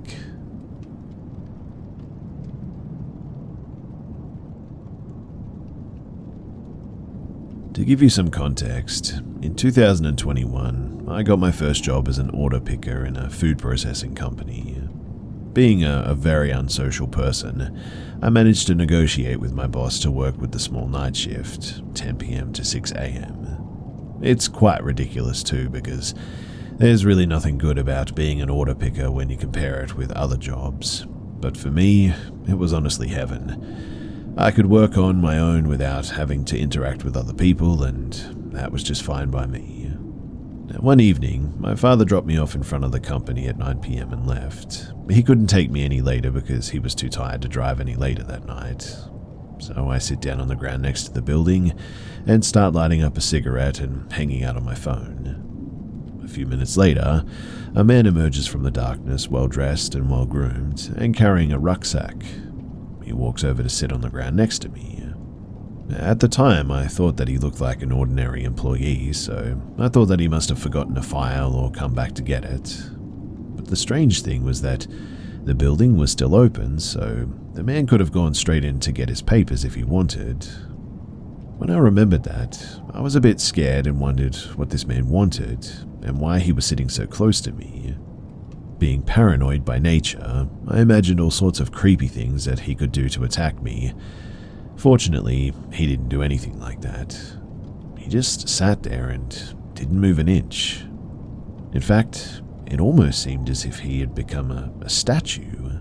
I mean, this guy was completely still, not moving an inch or even blinking. After several minutes of silence, during which I stressed and he did literally nothing, it was 9:50 p.m., so I entered the building and the man did the same. I was even more worried now, but then I remembered that the building had security cameras. That reassured me a bit. I mean, after all, why would he attack me in the building which is secured by cameras when outside there were none? I made my way to the changing rooms to change into my prep outfit and saw that he had taken a different one that led to the offices. This reassured me a bit again, as if it confirmed my theory that he was just an employee. Throughout my evening work, I thought about this man and couldn't stop wondering why he had waited on the floor with me. One of the most likely scenarios I thought of was that he probably thought that the door was closed and that I was waiting to be let in, and that by instinct he just sat down and waited with me without saying anything. For most of my shift, I was alone in my area and continued to work, except that at one point I heard a man coughing, and turning around I saw him. And the man stood there, straight as an arrow, staring at me. When I noticed that he was staring at me, I jumped up and asked, "Can I help you?" But the man said nothing and continued to stare at me blankly. After about 2 minutes, which seemed like hours, he finally walked towards me. My instincts were screaming at me to run from this guy, but I couldn't. I was stunned, and he was less than 2 meters away.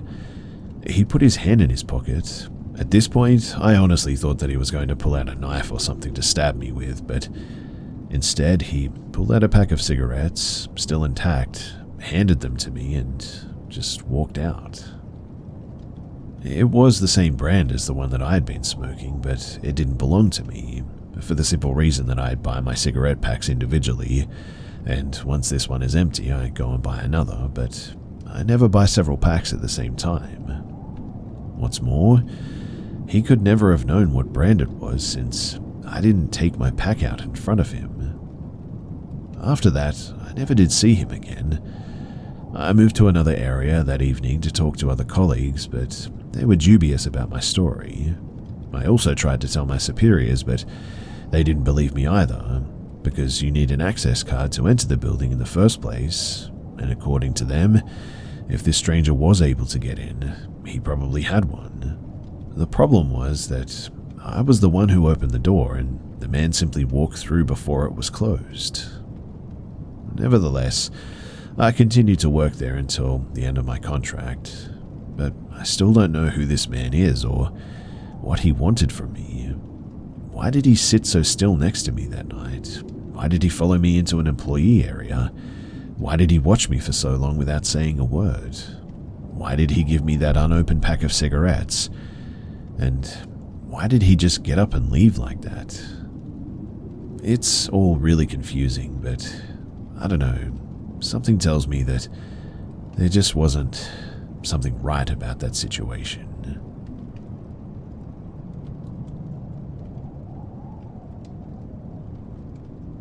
This happened 3 weeks ago, and I've thought about it often, and I know now without a doubt that me and my patient were almost prey to a predator. I work for my state. I work with people with substance abuse disorder, the mentally ill, and to a lesser degree, those with slight developmental delays. My role with the developmentally delayed is similar to a lower-ranked social worker, I guess. One thing that I have to verify is that the participant is able to achieve their own personal goals set for their year, similar to an IEP in public schools. One of my patients has a goal to walk and or hike at least 1 mile 3 times a week. When I made my visit to her home, walking or hiking was what I needed her to achieve. So she took us both on a walking/hike sort of trail nearby. Her and I are actually similar age, our 40s, and as we're walking the trail, we got to a point that was much more isolated. We were no longer walking the trail that loops around a neighborhood pond with many people, but we were on a trail that took us through the woods and a cotton field.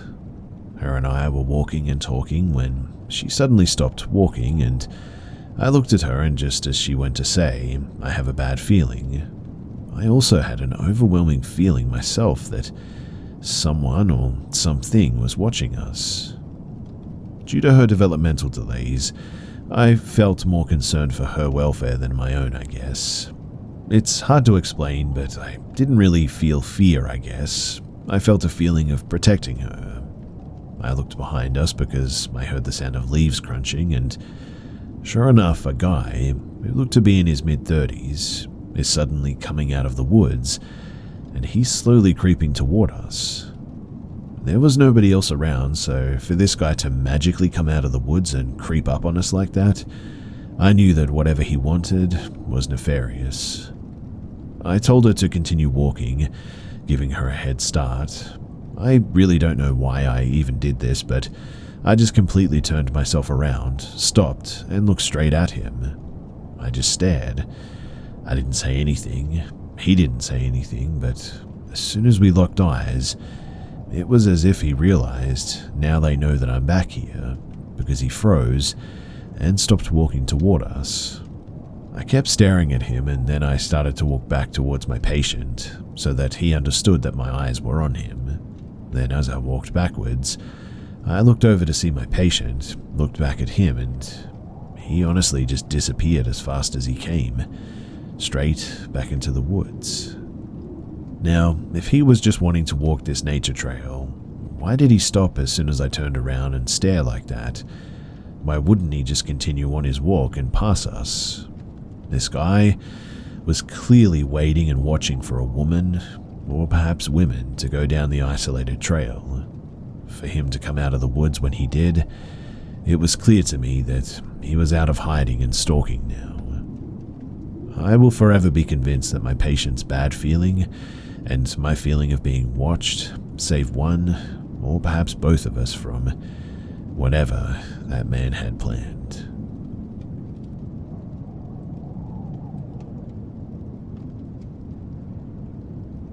I had a memory resurface recently, which I had to double check with my mum for reassurance, and she confirmed that it is unfortunately true.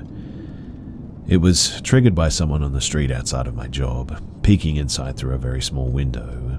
They were harmless, but The sight of their face suddenly reminded me of a memory that I had long forgotten from the first house that I lived in as a kid. We moved out of this house when I was 6 years old. A fence was built around the time that I was old enough to start walking, but my parents were still always weary of letting me outside until we moved away. I used to resent it, but now I think I understand why. Apparently, we had a neighbor a few doors down who was a registered sex offender. He had been required to notify his neighbors via his social worker when he moved in. He had a habit of doing odd, off-putting things around the neighborhood. Like, for instance, he once sprinted across the street and left a human-sized dent in our neighbor's garage door. He had also walked into another neighbor's back door, trembling, and asked to be held by her. She kicked him out and called the police when she discovered that he also had an erection. I found a lot of this out through researching his name after my mum confirmed my story. I also found his Facebook page, which included a photo of him and sealed any doubt in my mind that I had imagined it. His face was clear as day, the man that I remember. The sight of him, even through a screen, immediately made me nauseous. My memory tells me that I was sitting in our living room watching TV when I just felt like something was watching me. It was the middle of the day, and I turned to look out our front windows to see a man with his face and hands pressed against the glass. That same man that I saw on the Facebook page. He was smiling at me with huge eyes and an even more alarming huge grin. I remember being scooped up in somebody's arms and carried away into another room, and my mum confirmed that this would have been my grandma, who was babysitting me at that time. I think back on this and I'll never forget that face, and I'm really glad that we moved.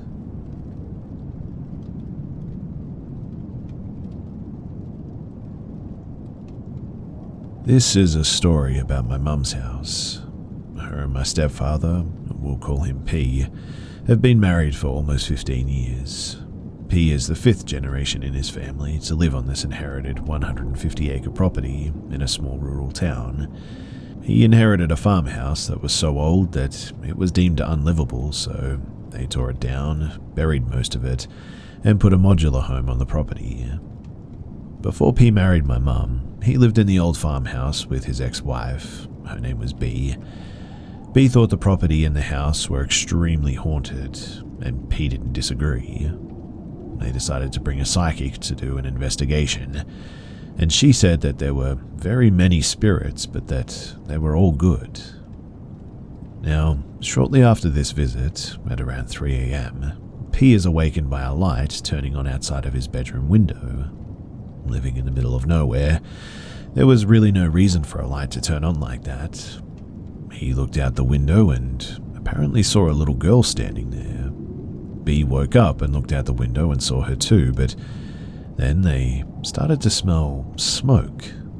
They went downstairs to see that the kitchen had actually caught on fire. Everything in that kitchen burned, except for these Christmas wax figures of Mary, Jesus, and Joseph. P still has them in a shadow box placed in the kitchen that he has now, but they are lucky that they didn't lose the entire house. Anyway, fast forward to a long time later, my mum and P get married and are living happily ever after, and I'm living under the same roof in my early teens. Honestly, I really loved living there too. There was so much property to explore, but I remember this one part in the woods just always gave me the creeps and made me feel overwhelmingly uncomfortable with just so many bad vibes. So one night, I fall asleep and I remember having a really weird dream. In my dream, it was very clear in the morning, the crack of dawn. I get up and go out my back door and remember the sky being dark still, a dark bluish grey, and the air felt refreshingly cool on my skin. A little girl who couldn't have been older than 7 walks from the woods up to the yard and onto the back deck. She had very pale skin, light blonde hair and light-coloured clothing. She looks at me though and smiles. I think to myself about how sweet, warm and friendly she seemed. She doesn't say anything, but she holds her hand out and gestures for me to come with her, so I take her hand. We walk and walk and walk for what feels like forever. Along the way, we pass many other people, but they aren't bothering anybody, they're just sort of there observing us. The little girl led me to the spot in the woods that had always made me uncomfortable. And suddenly, the weather turns from summer to winter, from morning to evening, and it was freezing. I am amazed by just how beautiful the scenery suddenly is, but then I realized that the little girl wasn't holding my hand anymore. I look around and I see her body laying dull, limp and lifeless in the shallow creek. Her skin had turned blue and she was curled up like a ball. I had screamed and cried for help at the top of my lungs, but nobody heard me and nobody came. I then woke up and the dream really bothered me, and it freaked my parents out pretty bad too. I decided that I needed to do some research, and I found out that about 50 years prior, a young girl, 1.5 miles down the road, disappeared, but nobody knew where she went. I asked P, since he lived on this road his entire life, and yeah, he confirmed it.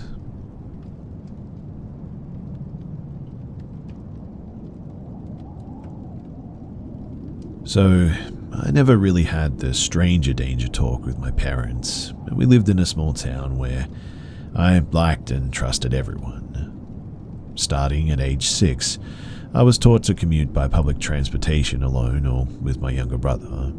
I never thought that an adult would harm a child, to be honest, except my grandma for some reason. But to be young and to be absolutely dumb like that, right? Well, when I was 11, I was walking alone at the beach when a middle-aged man approached me and asked to take a photo of me. I smiled and he snapped a photo with his digital camera. He then asked me to take my shirt off, saying that we were at the beach and I would look better in the photo without it. At the time, I actually thought that it was an appropriate thing to ask, and I obliged and smiled again for a photo. I didn't feel uncomfortable or scared, but he tried to make conversation and asked what I like to do. I told him that I like to play video games. He told me that he has a PlayStation in his room and he invited me over to play video games. Now, if the sun wasn't almost down, to be honest, I probably would have said yes. Instead, I said that I have to go back to my family's house because it was getting late. He held my shoulder, urging me to come with him. I told him again that I couldn't go with him, and he hugged me and said goodbye. I thought that this was just a really weird encounter for years. The hugging part, that is, and not everything else, because I was just never really a physical touch kind of person and really liked my personal space. But in the end, I just sort of shrugged it off and never spoke about it to anyone. Years later, though, in my own deep shower thoughts, I realized all of a sudden just how messed up that really was.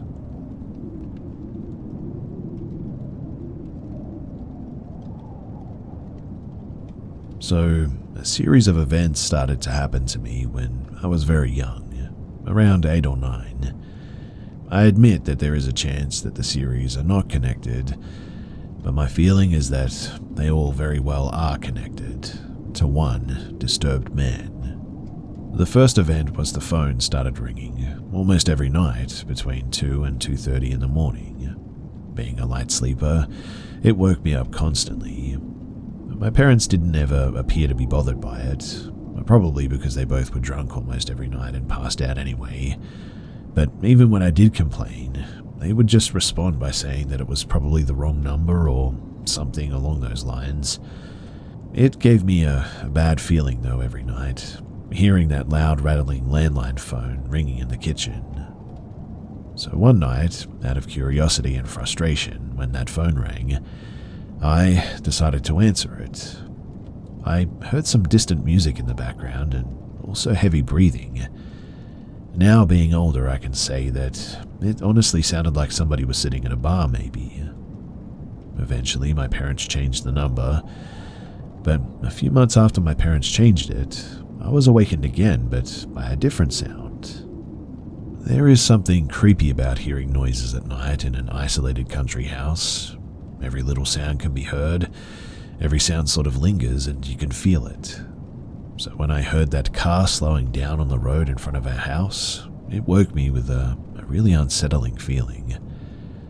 I remember that I could hear how the tires drove over the gravel in the driveway. My heart sank. I looked up at the wooden square clock in my bedroom. It was 2:15 in the morning. For reasons that I cannot explain, I crawled out of my bed and walked out to the living room and glanced out the windows that hung above the driveway. I kept my distance from the window so that he couldn't see me if he was there, and I stared down at him through the sheer curtains. A man in a dark-colored Buick Sentry sat in a car facing my house.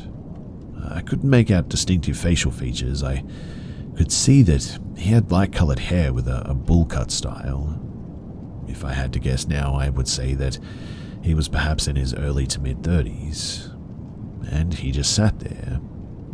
He stared at my house in a sort of trance-like state. I really don't even remember him moving much. I waited to see what he was going to do. I was filled with fear. Around 15 minutes, he just sat there. Then he very slowly backs up and just drives away. He kept his eyes on the house as he drove away, though, and I'll never forget that. So, maybe it was the wrong house, or maybe he was just drunk. Who knows?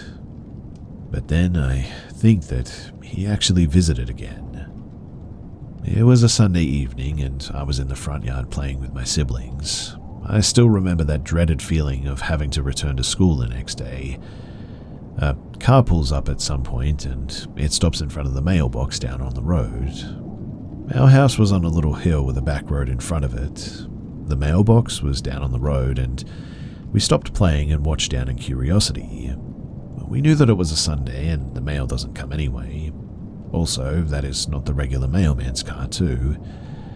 The man continued to sit there staring up at us, though. At one point, he reached his arm out of the window and acted like he put something in the mailbox, then drove about 50 yards up the road and just stopped and sat there. So my siblings told me to go and check the mailbox. I don't know why they told me to, maybe because I was the youngest, but I walked down the little hill and opened the mailbox and nothing was in it. But suddenly, I hear tires screeching and the car was flying towards me in reverse. I screamed and we all ran into the house, and whoever they were, they drove off really fast. We told our parents, and they thought that we were confused and minimized the situation. That night, though, while laying in bed, it sort of clicked in my head that that man was the same man that came that one night. It was the same car, and I remember the blonde hairstyle. It was then that an unsettling feeling began to sink in. About a year after that, one day in school, I heard teachers telling kids to avoid a dark-colored Buick. They said that a man was trying to kidnap kids at their mailbox after getting off the bus, apparently. Thankfully, I moved out of that town a few years later when my parents got divorced. But every now and then, he haunts me in my dreams a bit. I never did hear anything about this man ever again. I don't know if any kids went missing or anything, and I really do hope that that was not the case.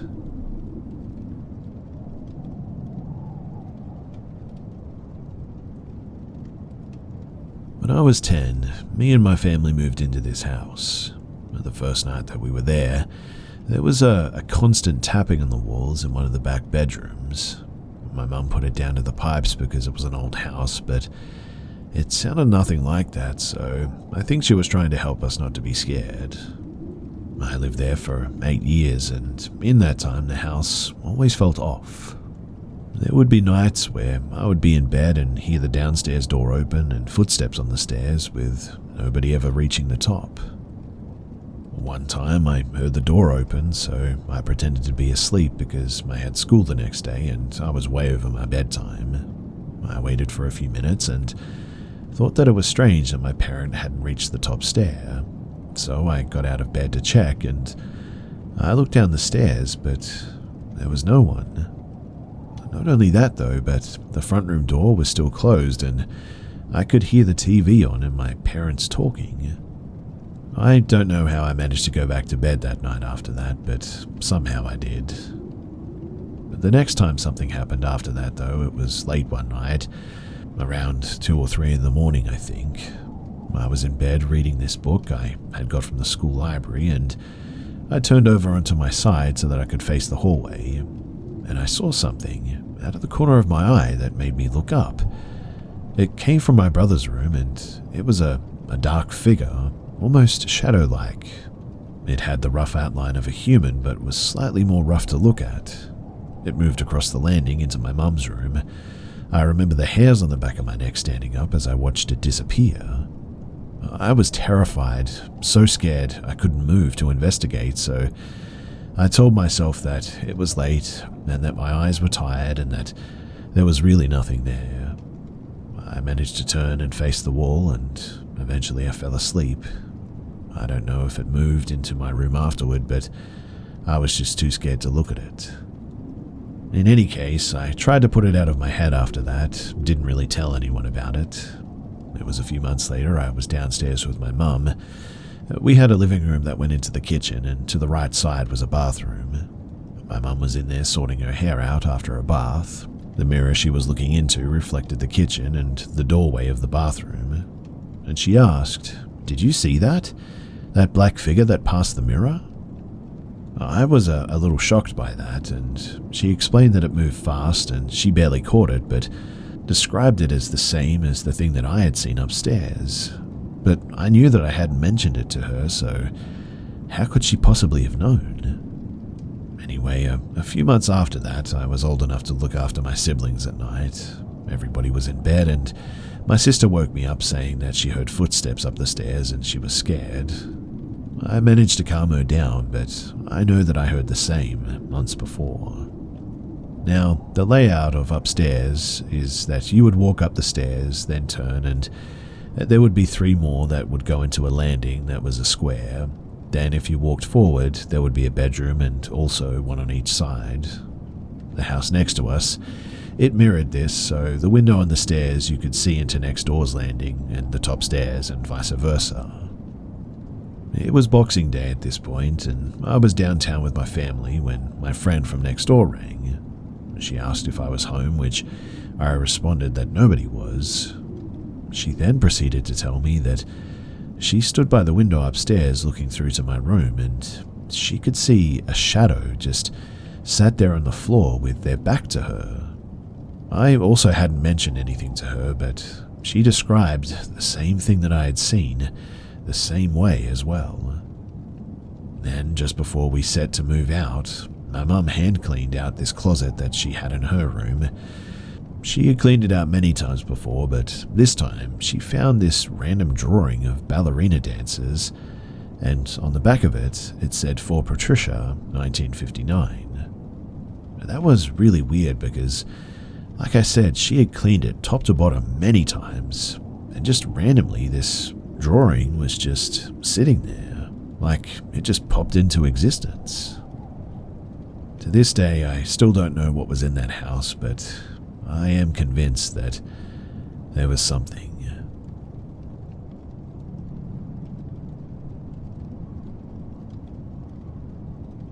So this happened to me in high school. I want to say like 2014 to 2016 sometime. I do think about it very often, and I've also told the story a few times to others. And every time that I do, I'm still left really uneasy. So, to preface this, I have had people close to me die tragically, my great uncle specifically, right before this happened, and I also had 2 other encounters around that same time. Now, I'm not too heavy of a sleeper, but I did smoke some green back in the day, if you know what I mean, and a good bit of it too. I was living with my grandparents. They slept across the hall. I had my own room. All I can remember is I always slept on the side of my bed closest to the bedroom door. And one night, I was awoken somehow in the middle of the night.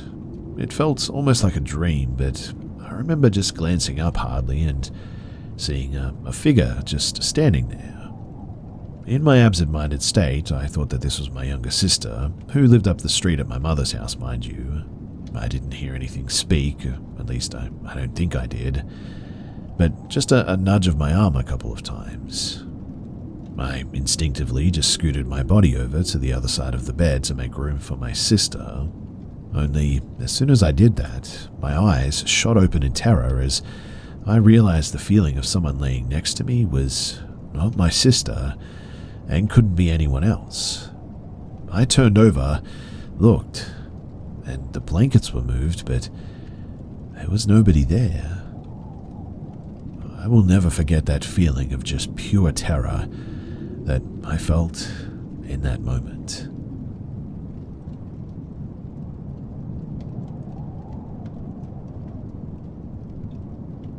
So before I start this, I would like to say that I have mentioned to my husband the possibility of carbon monoxide leaks, but he has told me that we do have a detector and batteries are good. He also said that we really have no gas lines running to our home. We have nothing that uses gas like our generator that is running or has been running months. Our garage has been a storage room basically, no running cars in there. We did go through the whole possible mold thing less than 6 months ago because we wanted to rule out the constant cold, crummy feeling my child and I were having. My spouse is an electrician and has to make sure all the buildings are up to code, so monoxide detectors are typically mandatory and have to be checked for function every so often. And anyway, all I'm getting at is that we have genuinely tried to think of every possibility for what this was. And so, this is what happened. A little while back, my husband came home from work for the day, earlier than usual, but today was a training day, so I didn't think much of it. There was nothing at all unusual about how we interacted.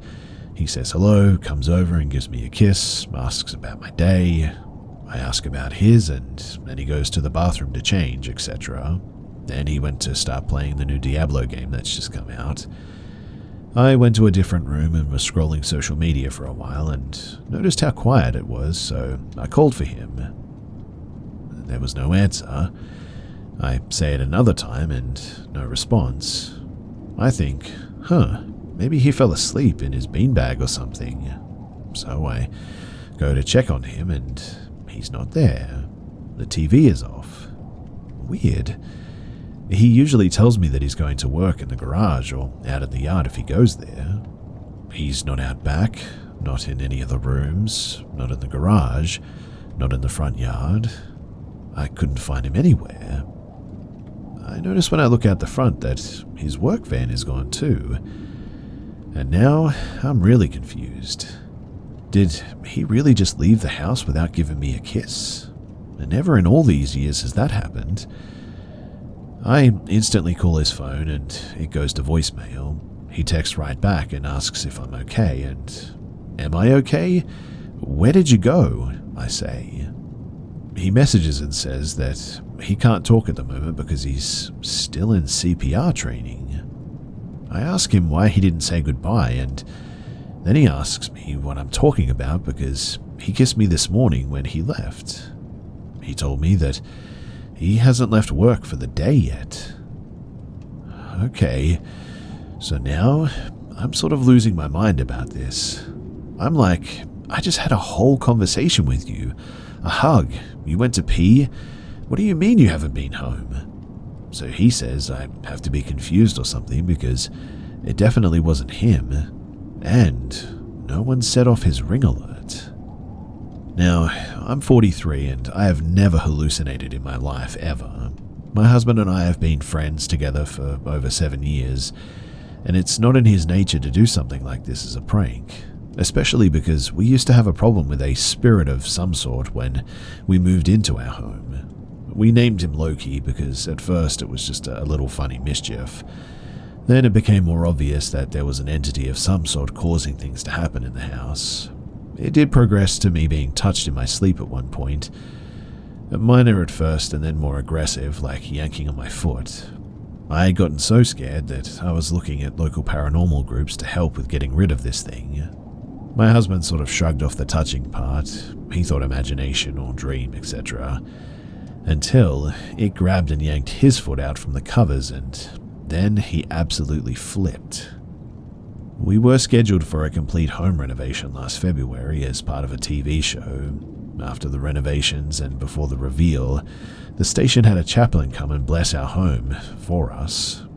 We hadn't mentioned Loki to them, but after we moved back home, we never had an encounter with Loki again. Almost missed the beginning stage spirit, but we have been very thankful that we've had no issues for the last maybe 15 months. But this was something else.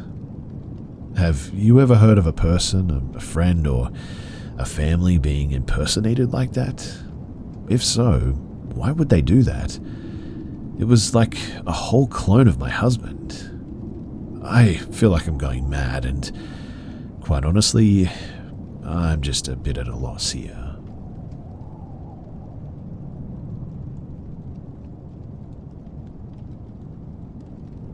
I was a pretty and relatively smart 15-year-old girl, a good kid who did well in school despite a tough childhood. I was working at an amusement park full-time during the summer. The area that I lived in could be sketchy, but having grown up with little to no adult supervision, I was used to trying to look out for myself. My father was out of town, mother was long out of the picture, and my sister, 3 years older, and myself were staying at our home alone.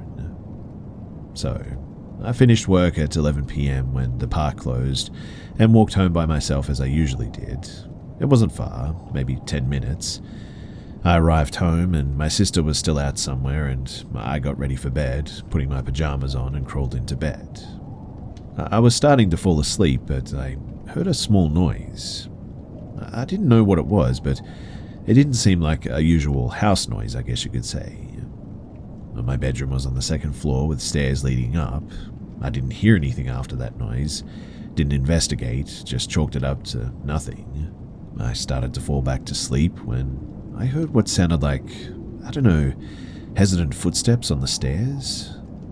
I was instantly awake because of this, but in my mind, it was my sister coming home and climbing the stairs where her bedroom was. Still in bed, I yelled out, "Wendy, is that you?" I heard nothing back. I yelled again, "Wendy, is that you?" But nothing, just more footsteps.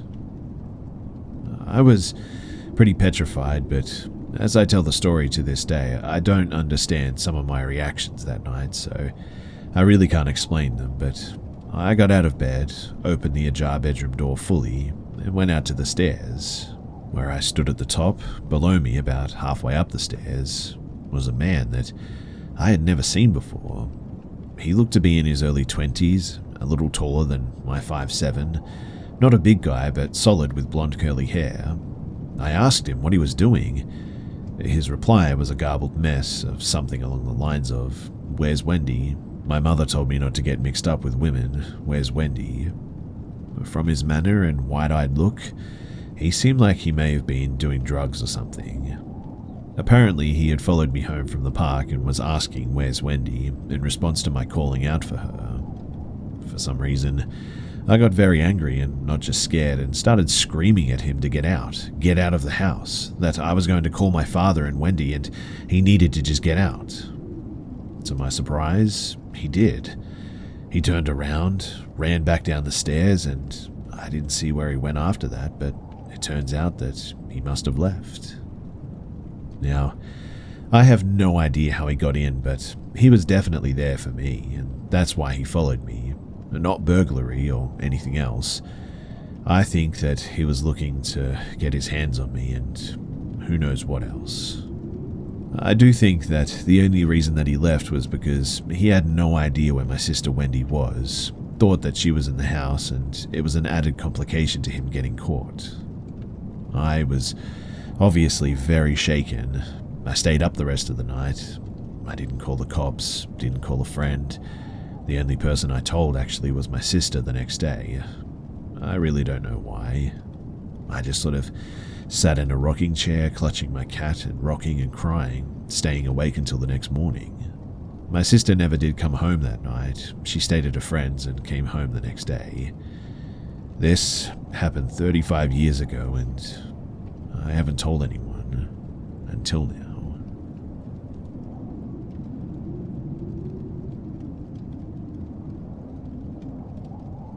I really wasn't sure where to share this, but I need the validation that I'm not insane. You see, I've never really had paranormal experiences, but I just cannot explain this.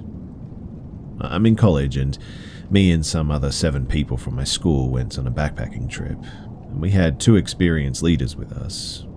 We drove to Zaleski State Forest, which is in the Appalachian region of Ohio. It was early April this year, and it was cold, and everything was still dead from winter. After hiking miles into the forest, we set up camp at the backpacking campsite, and there were a couple of other groups of people as well. A few of them were friendly older couples, and then 2 college-age girls.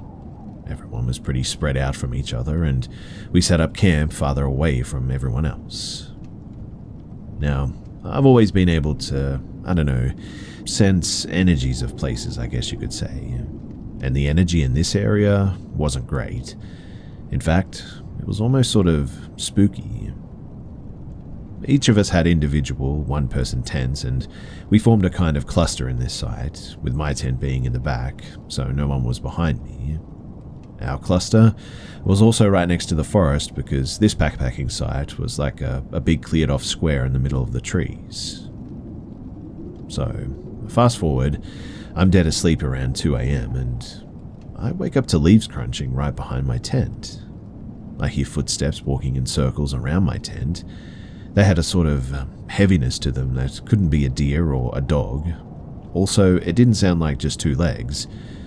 Whatever this was though, this creature was circling my tent for long periods of time, slowly creeping up to the sides of my tent, and then just stopping for some time, and then would move on to walking around the rest of the tent cluster.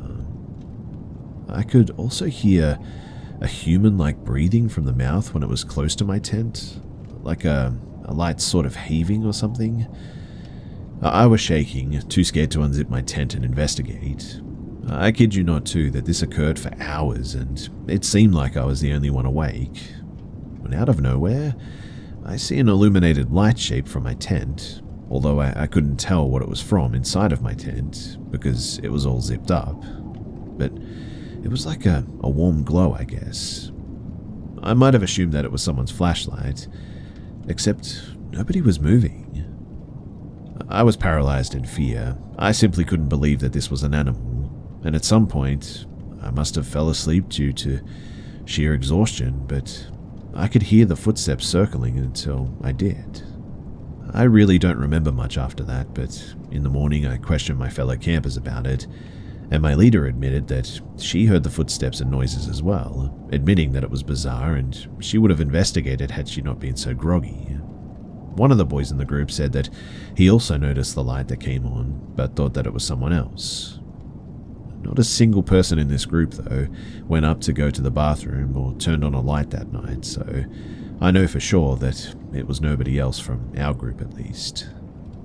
I've heard things about the Appalachian regions being creepy and bizarre, and to be honest, now I believe it. Have any of you guys had any similar experiences? And if you have, what happened?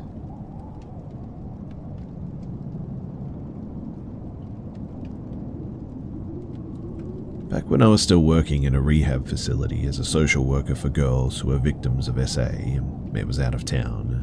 I would take a jeepney and a bus as well to get to my workplace. I was an in-house social worker, meaning that I would stay at the facility for 5 days, and I get 2 days off after this. My shift is Saturday to Wednesday, meaning that I can go back home Wednesday evening and return to the rehab facility Friday evening too. Now, I like to travel during evenings since there are not a lot of passengers and I can enjoy my window seat alone. The facility is located in a rural area. I can take a tricycle going through there to the bus stop, but it's too expensive for me, so I would always walk alone, and mind you, I have to pass through a wide sugarcane field before going there. There's not usually any streetlights there, but I didn't mind it. Except, well, for this one night. So just near the road was a small mum and a pop store where I would usually buy my stacks. It's like a kilometer away from my workplace. I go close with the owner, and she would often offer that she will ask her son-in-law to drive me to my workplace. I always politely decline her offer because I don't want to be a burden. But this time, she offered again, and I took it because when I looked down the road going to my workplace, it was really dark, and I don't know, the air felt just heavy and weird. So I finished my Pepsi and cigarette and hopped on the back of the motorcycle. When we reached the middle part, there were 5 to 7 drunken men talking in the middle of the road and saw us coming. One guy said, "Miss, come down and talk to us." I got pretty scared by that, and he came closer. The son-in-law instantly drove his motorcycle fast, and some of the men chased us while calling after me. But thank goodness, too, that they were not able to keep up. Now, if I hadn't have trusted my instincts that night, honestly, I don't know what would have happened to me.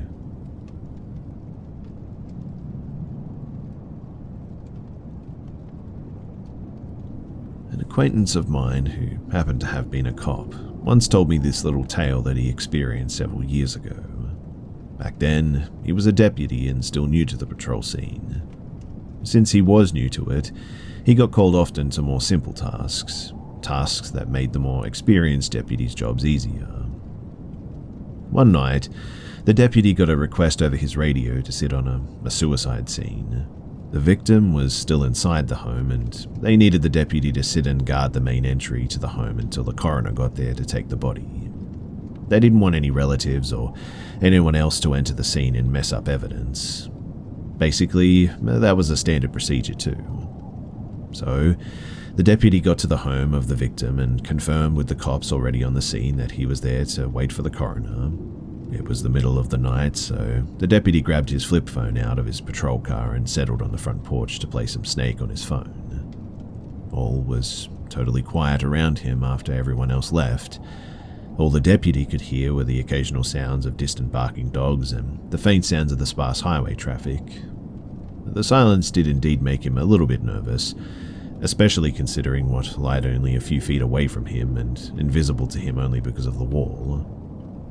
And so, as you can imagine, it was only natural that his instincts had his ears on high alert. And he was startled when he suddenly thought that he heard a rustling sound, seemingly coming from inside the house behind him. All he could do was sit there and wait and listen intently. A few minutes went by, though, and he didn't hear anything else. So he just figured that he probably heard the house settling or something.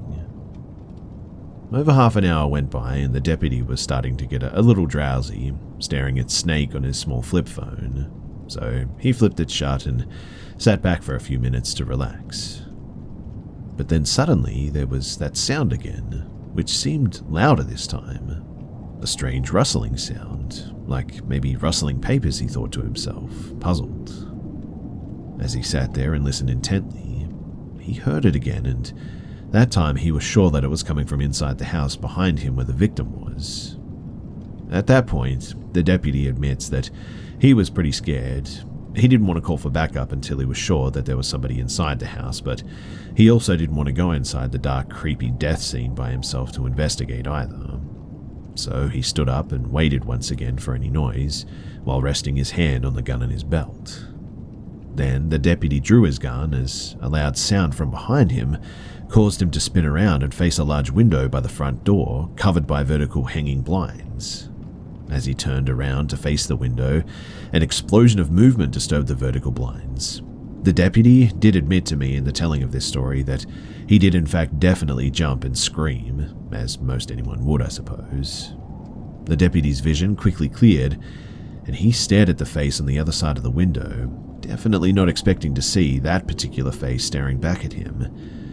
The deputy screamed and went wide-eyed. The face staring back at him made a startled sound with wide-eyed as well. Then, for a quiet moment, these eyes and this officer, they stared at each other before the officer went in, and when he did, nobody was there. He called for backup after this, and they scoured that house, but nobody was there. The deputy admitted to me after telling me this story that he felt that that was one of the most scariest instances that he'd ever had in his entire career.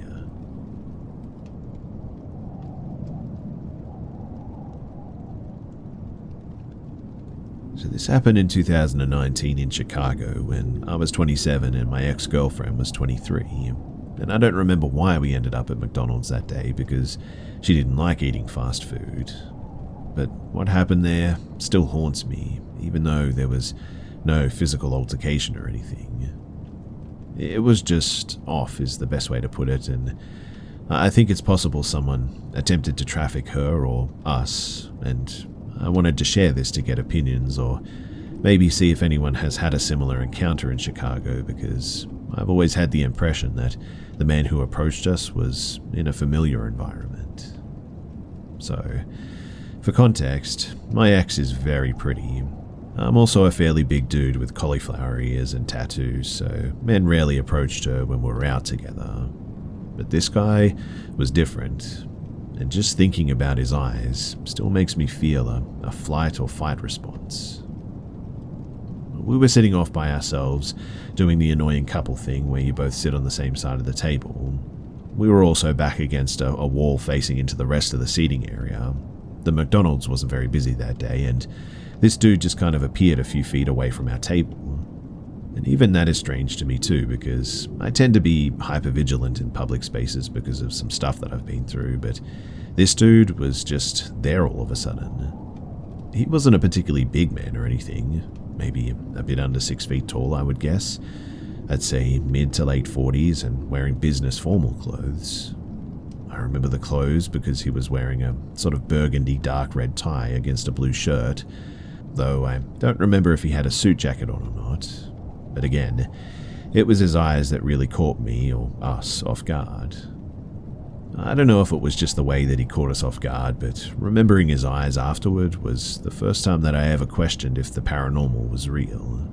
They were so intense, I can still sort of see them. Very blue, and he didn't blink as he sort of shifted them from her to me, then back to her. And he smirked at me before fixating on my ex. Then he stepped forward, took one of my fries, dipped it in my own ketchup, and said, "The ice cream here is good, but it's not my favorite," before putting the fry in his mouth and chewing it with a smirk not changing on his face. He didn't blink at all, mind you, just stared at my ex, chewed my fry, swallowed, kind of flicked his tongue out of his mouth, paused for a moment, then started to talk. I don't remember his words exactly, but my ex and I ran it back and forth enough times that I have a fairly good recollection of a lot of it. The first thing that he said post-fry was, "I have the ability to change your life." Then he said something about flying to Florida or driving to get milkshakes. Yeah, milkshakes. Then he said, 40,000 would change your lives, wouldn't it? I have much more than that. Then he looked at me and said something like, "I bet you'd trade something precious for $100,000. And please note that neither my ex or I had said anything at this point. I also don't think he'd blinked even once. And just the weirdness of what he talked about, as if he was trying to entice us to go with him or something. He said something about a secret room in a church on the Mile. The ex said that she thought that he might have meant the Magnificent Mile, and a high place in New York that he'd take us to. And then I declined for us. I don't even remember what I said to decline. He said something about showing us a computer that no one knows about. The ex and I both thought that we remembered him saying quantum computer, but I'm not sure. But that we wouldn't understand the future when we saw it anyway. And he just looked at her with no blinking. Then, when we didn't respond, his eyes sort of shifted to me. He looked me directly in the eye and said something that's burned into my mind. He said, "I can pay someone millions to bring her to me, or you, so you better put a ring on it." I mean, what the heck, right? Then he took another fry, dipped it, ate it, and then left the McDonald's. And I'm pretty sure that he didn't blink once the entire time that we spoke to him. So, I really don't know. My ex and I had multiple discussions about whether or not the encounter really happened or if we must have just hallucinated it, but we weren't on any drugs and both of us remembered the same stuff. And something that bugs me too is that we both felt kind of, like hypnotized or paralyzed. And that's definitely not like me. Very disconcerting. I also don't know if this dude was on drugs either, but part of what's haunting beyond the eyes, or maybe because of them too, is that his face kind of looked like a mask. Which, I don't think it was a mask, but something hit our uncanny valley, and I still wonder what would have happened if we would have left that McDonald's with him. Though, the feeling that I have is that it wouldn't have been good. Anyway, it was a really weird experience, and later on I found out that I think the person that we interacted with was actually a Chicago billionaire. His name is Kenneth Griffin, and some Redditors actually provided me with some press receipts that match details from the McDonald's conversation that I wrote about. Which is totally mind-blowing, I know. And I'm nearly certain that this was the dude that I spoke to that day.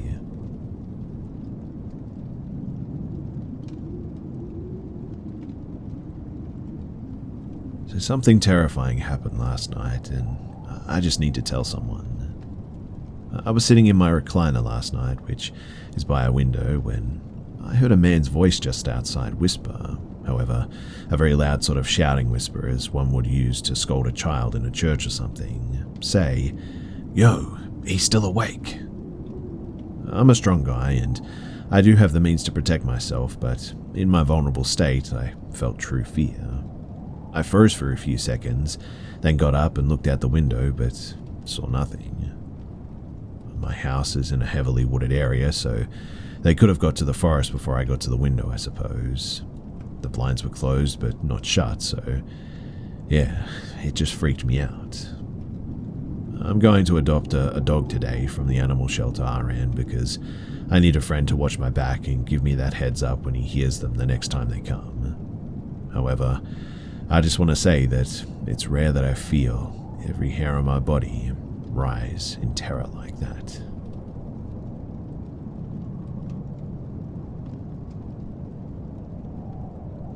So this happened almost 6 months ago, and I still don't understand it. My roommate occasionally has sleepovers with her boyfriend, which meant that I would stay home alone for a night or two. I never minded that though, until that one day. I must have stayed awake until 2 a.m. studying for a test that I had the next day. Everything went as usual when I went to sleep. I locked our front door, turned off all the lights, then closed my bedroom door, turning off my light, and I fell asleep. But at some point, I suddenly woke up and my vision was very blurry. My lights were on and almost blinding me. Then I noticed my door was open and all the other lights were on too. I kept staring at my door for a few seconds, then I suddenly saw a creepy figure leaning to the side, staring back at me. It was a very tall man dressed in all black, face somehow painted black, and I couldn't tell any of his facial features other than his eyes. They were piercing, and he had sort of white, almost silver long hair falling to his knees. We just sort of stared at each other, and then I thought that I couldn't move. But then, all of a sudden, I sat up and followed him as if it was a friend of mine or a family member. I wasn't scared, I was very calm, but I stopped once I reached my bedroom's entrance. He walked to my open front door, looked at me one last time, smiled, and then left. Now, I woke up again thinking that it was just a stupid nightmare, but when I did, my lights were on. My bedroom door was open. All the lights in my house were on, and my feet, they had floor dust on them. I ran to my front door hoping that it wasn't open, and it was locked, but for some odd reason, my keys weren't attached to the lock, which is a safety measure of mine. I freaked out when I noticed I was late for my test, so I immediately dismissed whatever happened, until a few days later when I asked a friend of mine who thought that I was sleepwalking, but I never sleepwalk. I don't even talk in my sleep. And I'm still to this day terrified. I literally beg my roommate not to leave, and anytime she asks why, I just can't tell her, knowing that she won't believe me. Does anyone know what that was? Does anyone have any ideas of what I should do?